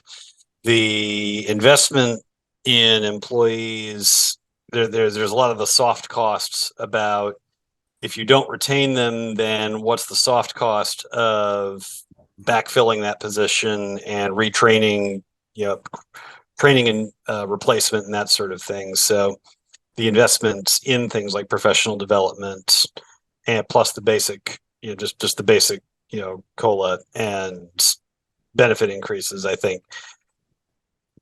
I think it'd be difficult not to support. Thank you. Another what? We lost him. That. So We lost after you said not difficult not to support. I just said, oh, sorry, my internet connection seems to be a little rough here. Sorry. Am I losing you? Yep. Well, in and out. Jumping in and out? Okay. No, I was just saying from an HR perspective, I think just the investments seem sound from a retention standpoint. Thank you.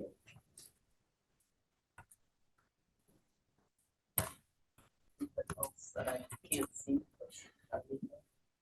Nope.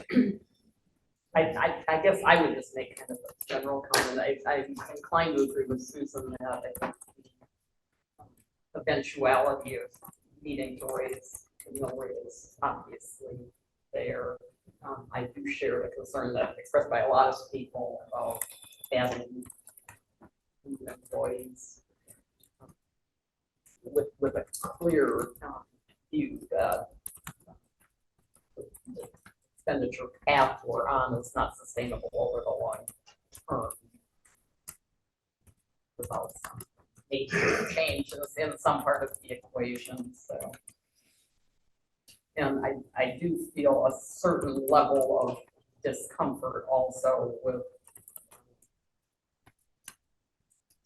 because people are happy with additional services doesn't necessarily mean they're happy with paying more for additional services. So, I mean, I think, you know, I think it's like anybody. I mean, we have been able to provide additional services without asking people for any additional funds to provide those services. And with raising the tax rate I mean, the mill rate currently,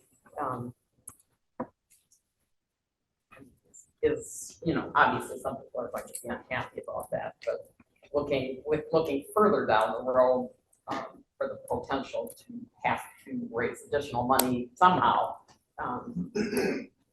that seems even more unpalatable for people going forward. So I do feel a level of concern about that.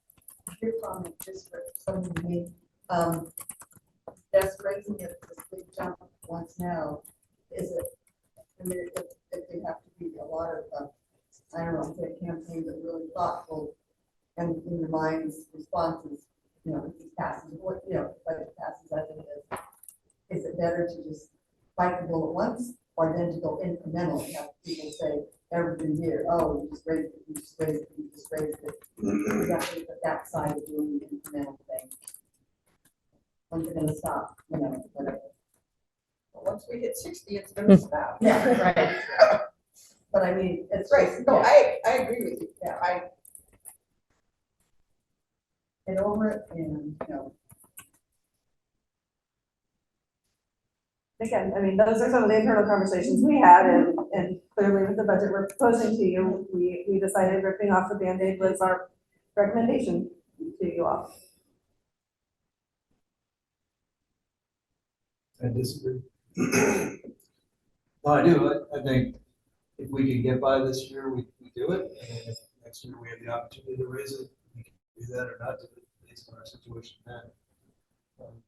I don't see an urgent need to do it this year.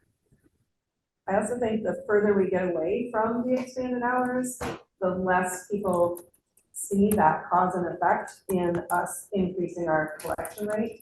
And again, that's another reason why we're recommending the full increase. Echo has raised her hand. Hi, I've got a deadline to pick up my dog at doggy daycare in 5 minutes. So I'm going to have to jump off precisely at 6 o'clock, wherever we're at in the process. So would you like to call the question here, Echo? So you Yeah, have- I kind of feel like it's getting a little repetitive, actually. So I think we're done. So I'd like to call a question. We don't have any public still, correct? We have one member of the public. Should they wish to speak? Sue, I have no other information as to your name. If you would like to speak, you are welcome.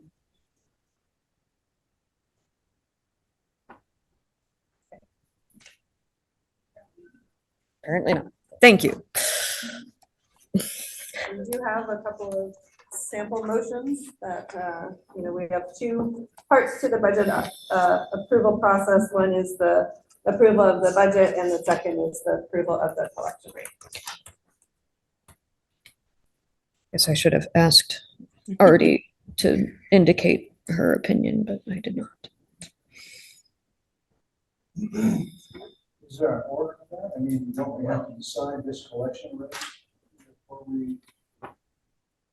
We've got to, the budget is assuming that no rate of 60. well, I think we can get by on the budget for next year with the current mill rate, even though. So we could, maybe shall I move the first one and we'll see how that goes and then go to the second one. So, About that, Marty, but, Well, if we keep going, we won't have echo either, so. Yeah, you're starting to lose people. I will make the motion that the Jackson County Library District Budget Committee moves to approve the 24-25 budget as presented, or we haven't suggested modification, as presented, period. I second. Have a motion and a second. Val, is it easier for you if they raise their hand or speak? Is there further discussion? Absolutely. All right, can I ask a question? Sorry. Sure. So if we're approving the budget, does that also mean that we're approving for the FTE as well, or just like the budget? The budget includes the FTEs. Okay. So would you move to, I move to amend that, would you accept it? If I amended that down to postponing the tax rate That's levy. not in this Yeah, motion. that's a separate. Yep, yep. It's So the the tax It's levy no, collection- not the original motion, yeah. The collection rate is separate from the motion to approve the budget itself. Right. Talking about combining the motion. It won't be a step if we approve it as presented, right? No, it will be a step. Well, the budget includes it. No, it doesn't.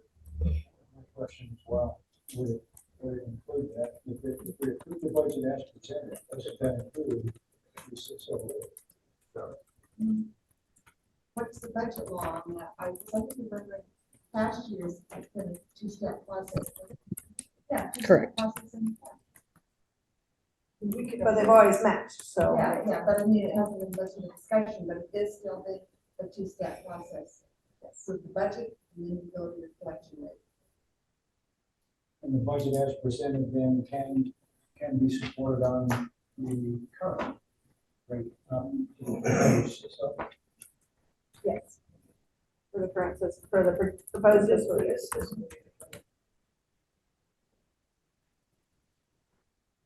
I would move the table then till the next meeting for another meeting.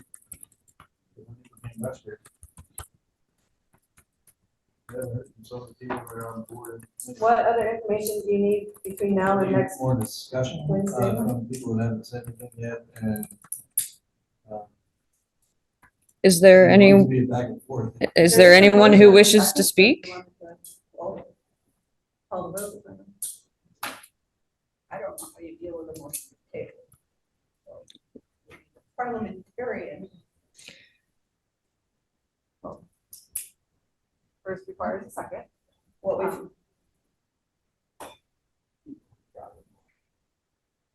I'm sharing my motion. Okay.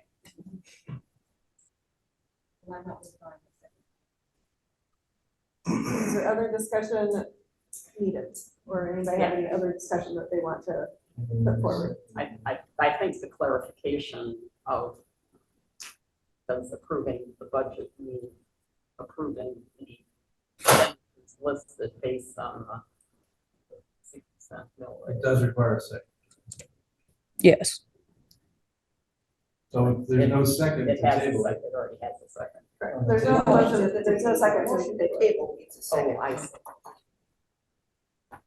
I would second the motion to table that so that we have clarification on whether or not we are approving the budget with 608 versus a current rate is fine.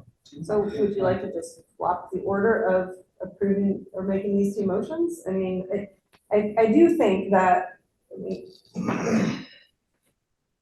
I think we have to approve the mill rate separately. You do. I think that's clear. But I don't know if, I get your question about whether we're approving that. I don't think we necessarily are, but that's just what I think. No, the other motion. Okay. So I really do have to go, and I have to tell you if there's another meeting, I believe on the 22nd, is that correct? Correct. I will not be able to be here because I have another meeting that I have to run, that I'm in charge of that evening. So this will be my last meeting as a member of the Budget Committee.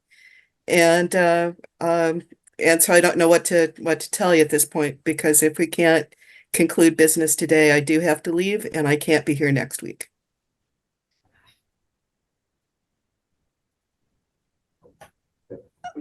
We need a quorum of the committee, we don't need that every person.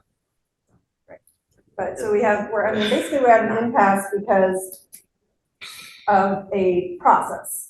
And I think that we need to assume that the process will work, that if we have a motion and a second to approve the budget, we can do that. And then we can discuss the collection rate. And if that doesn't pass, then we will be back here next week with But we have to vote on this motion to table before we do anything else. Correct. We did, that's it.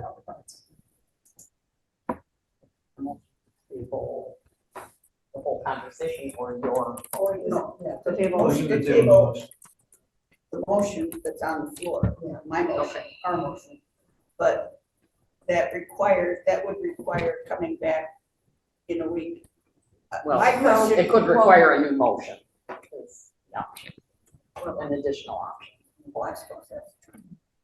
And they don't have to be done in this order, and they don't have to be done. So we're gonna, can we just call the question on the tabling? So if that doesn't pass, then we're back to the original motion. Right. That Echo still may be able to vote on if we can get to it. Right, if you can do it quickly. Right, okay. All I know. All in favor? of So the we motion have to a table? motion to table, all in favor. Raise your hand or yell something. Is Kim off too? So you said we're tabling, correct? You're motioning, Tabling Susan's do we just need motion. okay. Okay, can I please have a roll call vote? Please state your name and your vote. Because it's difficult to see. Echo, Please, thank you. No. Marissa,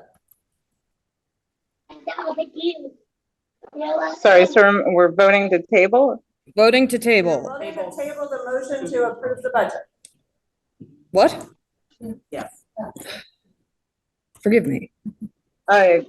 Yes. David, No. Kim, No. Kathy, No. Doug, Yes. Kevin, Yes. Susan. No. Vicky, Yes. what's the total? Y'all went really quickly. Sorry. Sorry, Kevin, 5 yes. 5 yes, so. Jesus. My sincere apologies.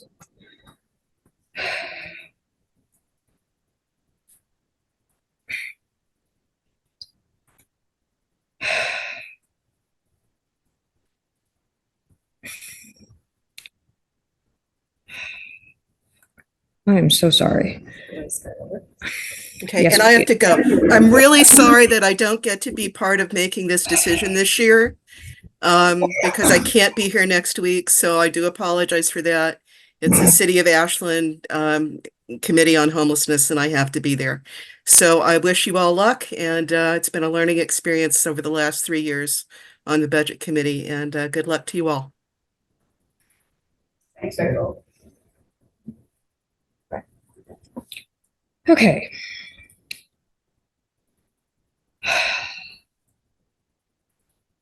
One more time then. Right, so I think that passed, right? It was 5-4.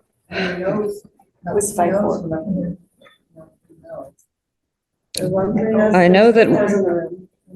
Okay, Kim has her hand raised.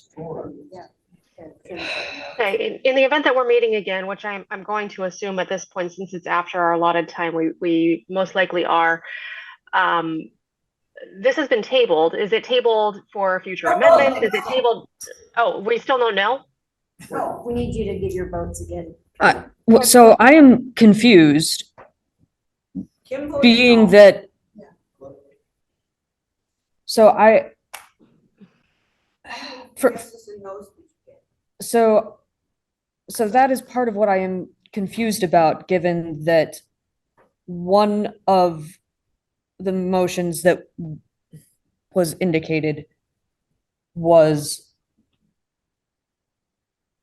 the voting on the budget. This is Oh, the vote to table the motion. okay, We want to know how many yeses and nos you got okay, just on the last vote. okay, thank you. That was not made clear. Okay. So, Echo was a no. David was a no. Okay. Sorry about that. That was part of what was confusing. Did we answer Kim's question? Not yet, because we need to answer this question of whether Right. this has been tabled or not. So Right. that's the next part of the process. And I think this is totally a process question that has cost us 2 members of the committee being able to give their input.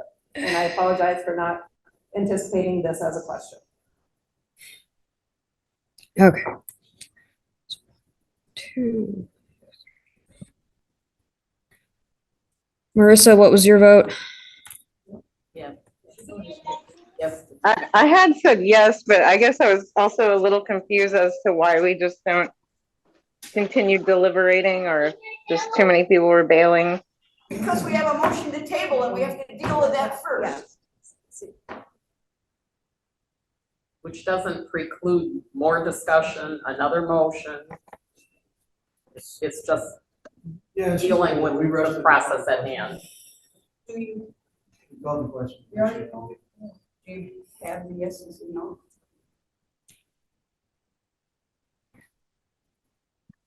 You missing some? Do we need to? B, I do not have Marissa's vote. Okay. Oh, I had voted yes. Okay. So the no's then, Just what, again, What's the So many. Okay. yeses.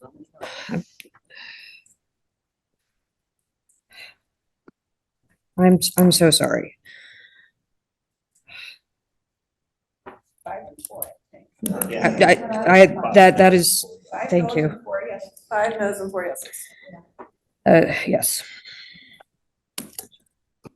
The motion to So the table did motion not to table pass. Yes, failed. yes. So then we still have the motion to approve the budget on the table. And we're in discussion right And we're having discussion. now. So Kim, did you have further observations on The budget. the budget motion now? No, I don't. No, I don't have any further.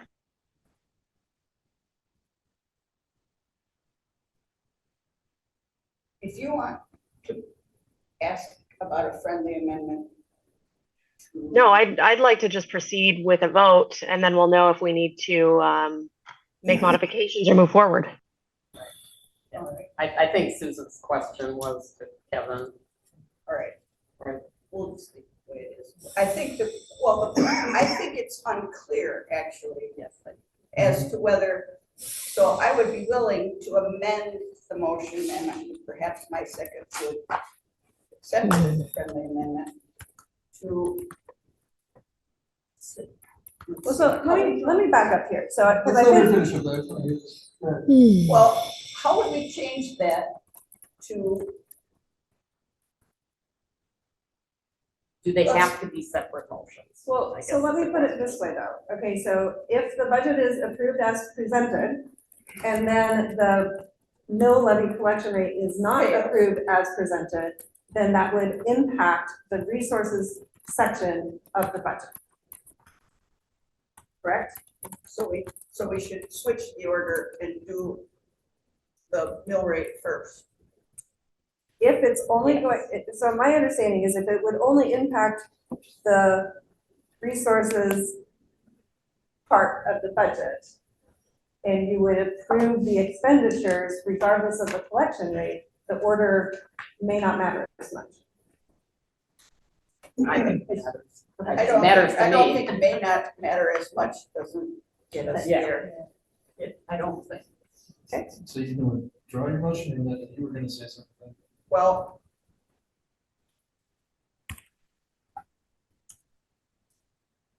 I can look up budget law. I mean, it's always presented in this order. I don't know why, but it is. So and if you all would like to go and approve the collection rate first and then go back to the budget question, that's fine. Or if you want us to wait till next week until we have an answer to this question, then we can do that.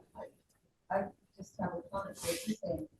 If we vote on the mill rate first, and it doesn't get approved there, then the budget would be, you would work on a negative deficit budget. Correct. So which means you have to rework the whole budget. wait, That's the question. but you don't actually have to redo the budget for 25. Well, that's one of the questions. But if you didn't have the increased mill rate, you would still have enough to do next year's to do the budget you've proposed. If you would allow us to operate into the negative, yes. If we would approve a budget with expenditures exceeding the revenues, yes. Well, we can't do that, though. We can only approve a balanced budget. So Budget, some unbudgeted. that I know. No, I mean, I think that's, we need a second. If you would like, I can read budget law. Val, I think we need to research it and. I have it in front of me if you'd like. Well, what does it say? Did you drew up something? The committee's motion to approve taxes under the district's permanent rate authority may state either the tax rate per 1,000. It must state separately the tax rate amount to be imposed. It must also state separately the amount of tax for any qualifying bond levy. These statements should be recorded in the minutes of the meeting. So I should put the mill rate in the budget, the motion to approve the budget. Approval of the budget and of the amount or rate of tax should be by motion and be recorded in the minutes of the meeting. So they each have to be a motion. Yeah, they could get the same motion. Yeah, well, yes. Kathy, would you accept as a friendly amendment to include the 60-cent mill rate in the motion on the budget? Yes. All right. The Jackson County Library Budget Committee moves to approve the 24-25 budget as presented, including an increase of the mill rate to 60 cents per $1,000 of assessed valuation.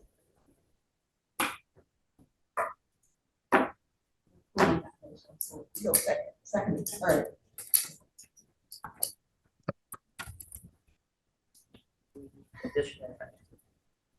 Is there further discussion? We still have a quorum of people? We do. Mhm. We have eight. Yeah, so what are the consequences to, if I vote no, now I'm saying I'm not gonna pass the budget with that mill rate.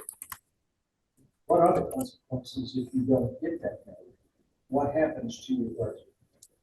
If the budget doesn't pass tonight, then we were coming back next week to pass the budget. Well, no, that's not That's not exactly his the question. question. The question is, I mean, Kathy's camp here. If you don't have the revenue, something has to change in your budget. What change? What's the consequence of you not getting this? That's what I'm trying to get at. We would dig into the beginning fund balance and the reserves that have been built for the first 10 years. So that was my point about, we do have the revenue, we have the resources for covering this budget. So all you have to do, if we left it at 52, is to move some of the savings account, and whatever, which is labeled as a savings account, obviously, but that's why I said we can actually approve this budget. We would have to move some money around, but there's revenue there to pay for it. Yes. And it just moves any consequences. You kick the consequences down the road. Down the road, yeah. But the motion on the floor right now is that rate. And Kevin was speaking rather strongly against it, so. A friendly amendment to that rate or whatever. Well, I think, Well, if this motion fails, I will make a new motion to do it at the 52 cents. and there's also 7 other cents in between those two numbers too that we can consider. So. I'm not making that. Does anybody else have any more discussion? I haven't heard from him or. I was hoping we could keep the votes separate on the issues. What? Oh, I know she made a motion, but I was hoping that we could still keep voting separately on the issues. If we vote this motion down, then we'll go back and look at the bill rate again. I think. You know, we don't necessarily have to come back next week just yet, but we're getting close. Well, let's just do the votes then, I guess. I'll call it question and then we'll have to vote. Wait, is there a second?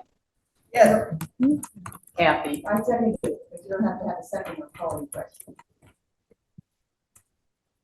it's moved and seconded on the budget to include the 60-cent mill rate. so how would you like Let's do people? a roll call vote again. Yeah. Let's track it more closely this time. Yes. Just write down yeses and nos. So I'll make the call so you can do the writing, Val. So Thank start with you. the people online. So Kim, Yes. Marissa, No. David, Yes. Kathy, Yes. Doug, No, Kevin, No, Susan. Yes. Vicky.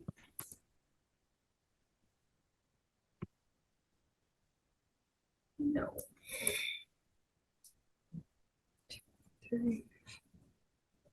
We have an even split. no, we have a five. You lost someone. Yeah, you lost someone. So, anything else? That is a good question. I think it does. Yeah. Well, Another Or for motion. another We have motion. another motion, another motion of some sort, yeah. I move that we use the 52 mill rate this year, using our accumulated funds, and then address this next year, whether we want to increase it. I think that's a- I'll say that way. Can we just can you simplify it to the language, or is that, because I don't know that we can vote this year. Oh, I see. Move this year to talk about next year's budget. Okay, I move that the Jackson County Library District Budget Committee move to approves the 24-25 budget as presented, with a permanent tax rate levy of 52 cents per 1,000 for the general funding of the library district in Jackson County. And Doug the second of that. I do. Can I ask a question? It's not too Yeah. difficult. I don't know we have if, discussion. Yes, if as presented, right, I saw that as a read.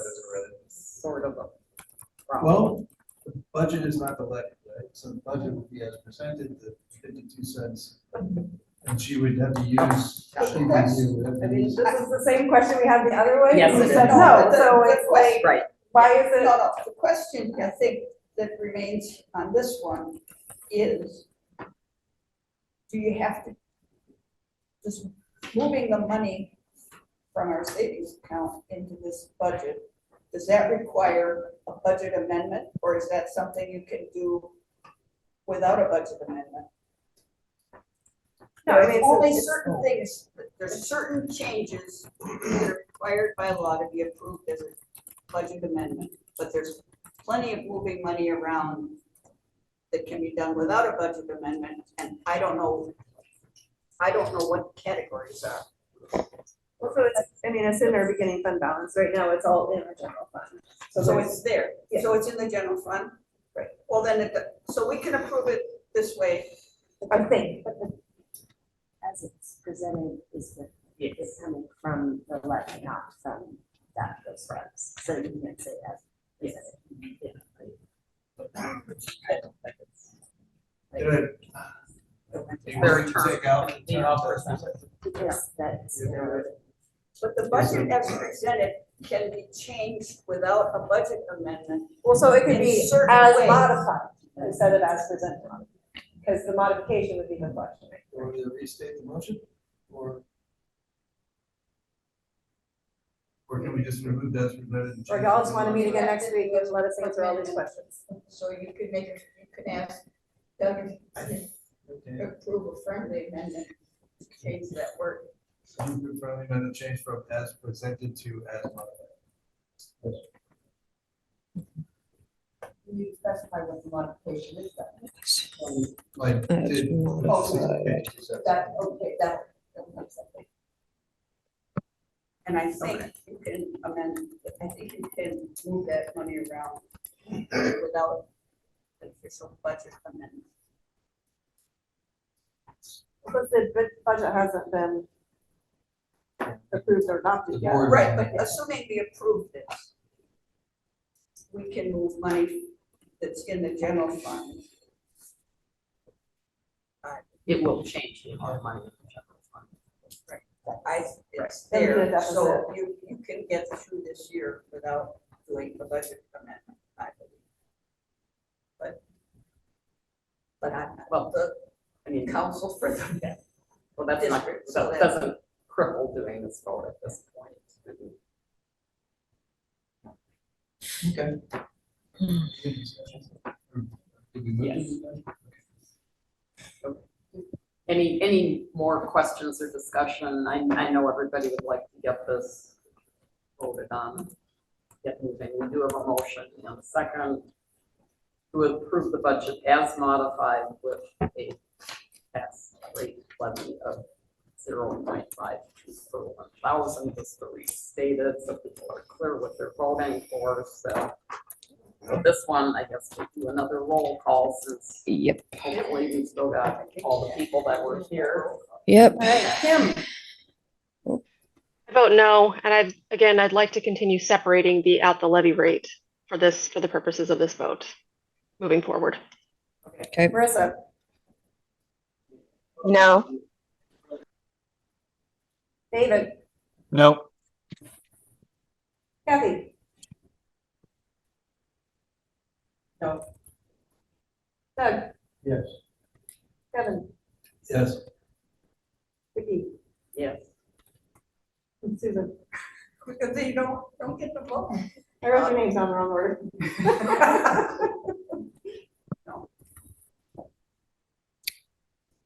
No's have it.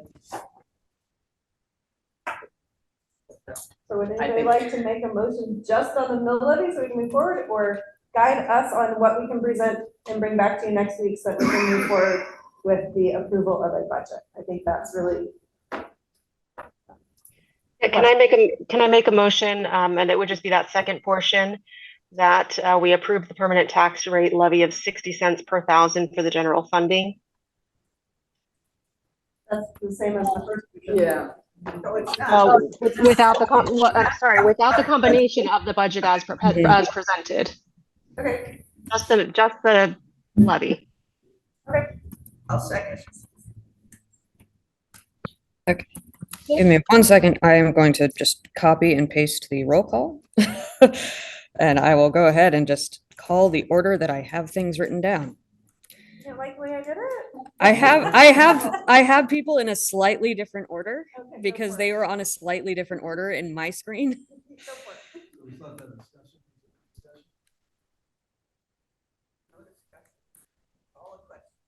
Okay. So Kim has moved to approve the mill levy of 60. Susan has seconded. Marissa, Yes. Kim, Yes. David, Yes. Susan, Yes. Kathy, Yes. Doug, No. Kevin, No. Vicky. Yes. The yes have it. With majority vote. 6-2. I'm going back to a motion. Next, to approve the Jackson County Library District Committee, Budget Committee moves to approve the 24-25 budget as presented, period. Sorry. As presented. And sorry, who was the second? Kathy. Thank you.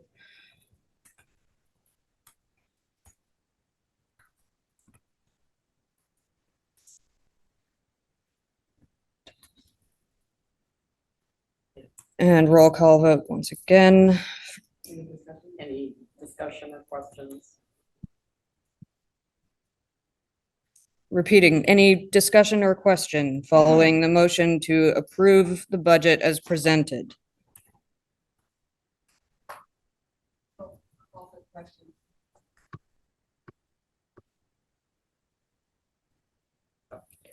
Another roll call vote. Marissa, No. Kim, Yes. David, Yes. Susan, Kathy, Yes. Doug, Yes. Kevin, No. Vicky, Yes. and the yes have it.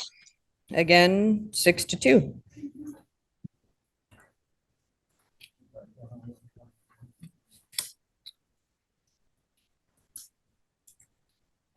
We will brush up on process for next year, so that we don't have this confusing question again. Yes, Thank that's a you. good idea.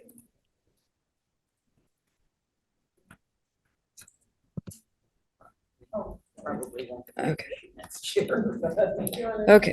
Is there anything else? We- Wait, is there anything, what's next? We will confirm that there is not a second meeting necessary, because the budget has been passed. The budget hearing will take place at the JCLD June board meeting on Monday, June 17th at 4 PM. Notice will be issued. Stay tuned.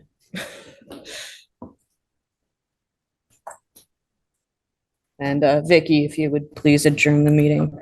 I don't have anything to pound on the table, but Your water, like. yes. Meeting is adjourned. Thank you.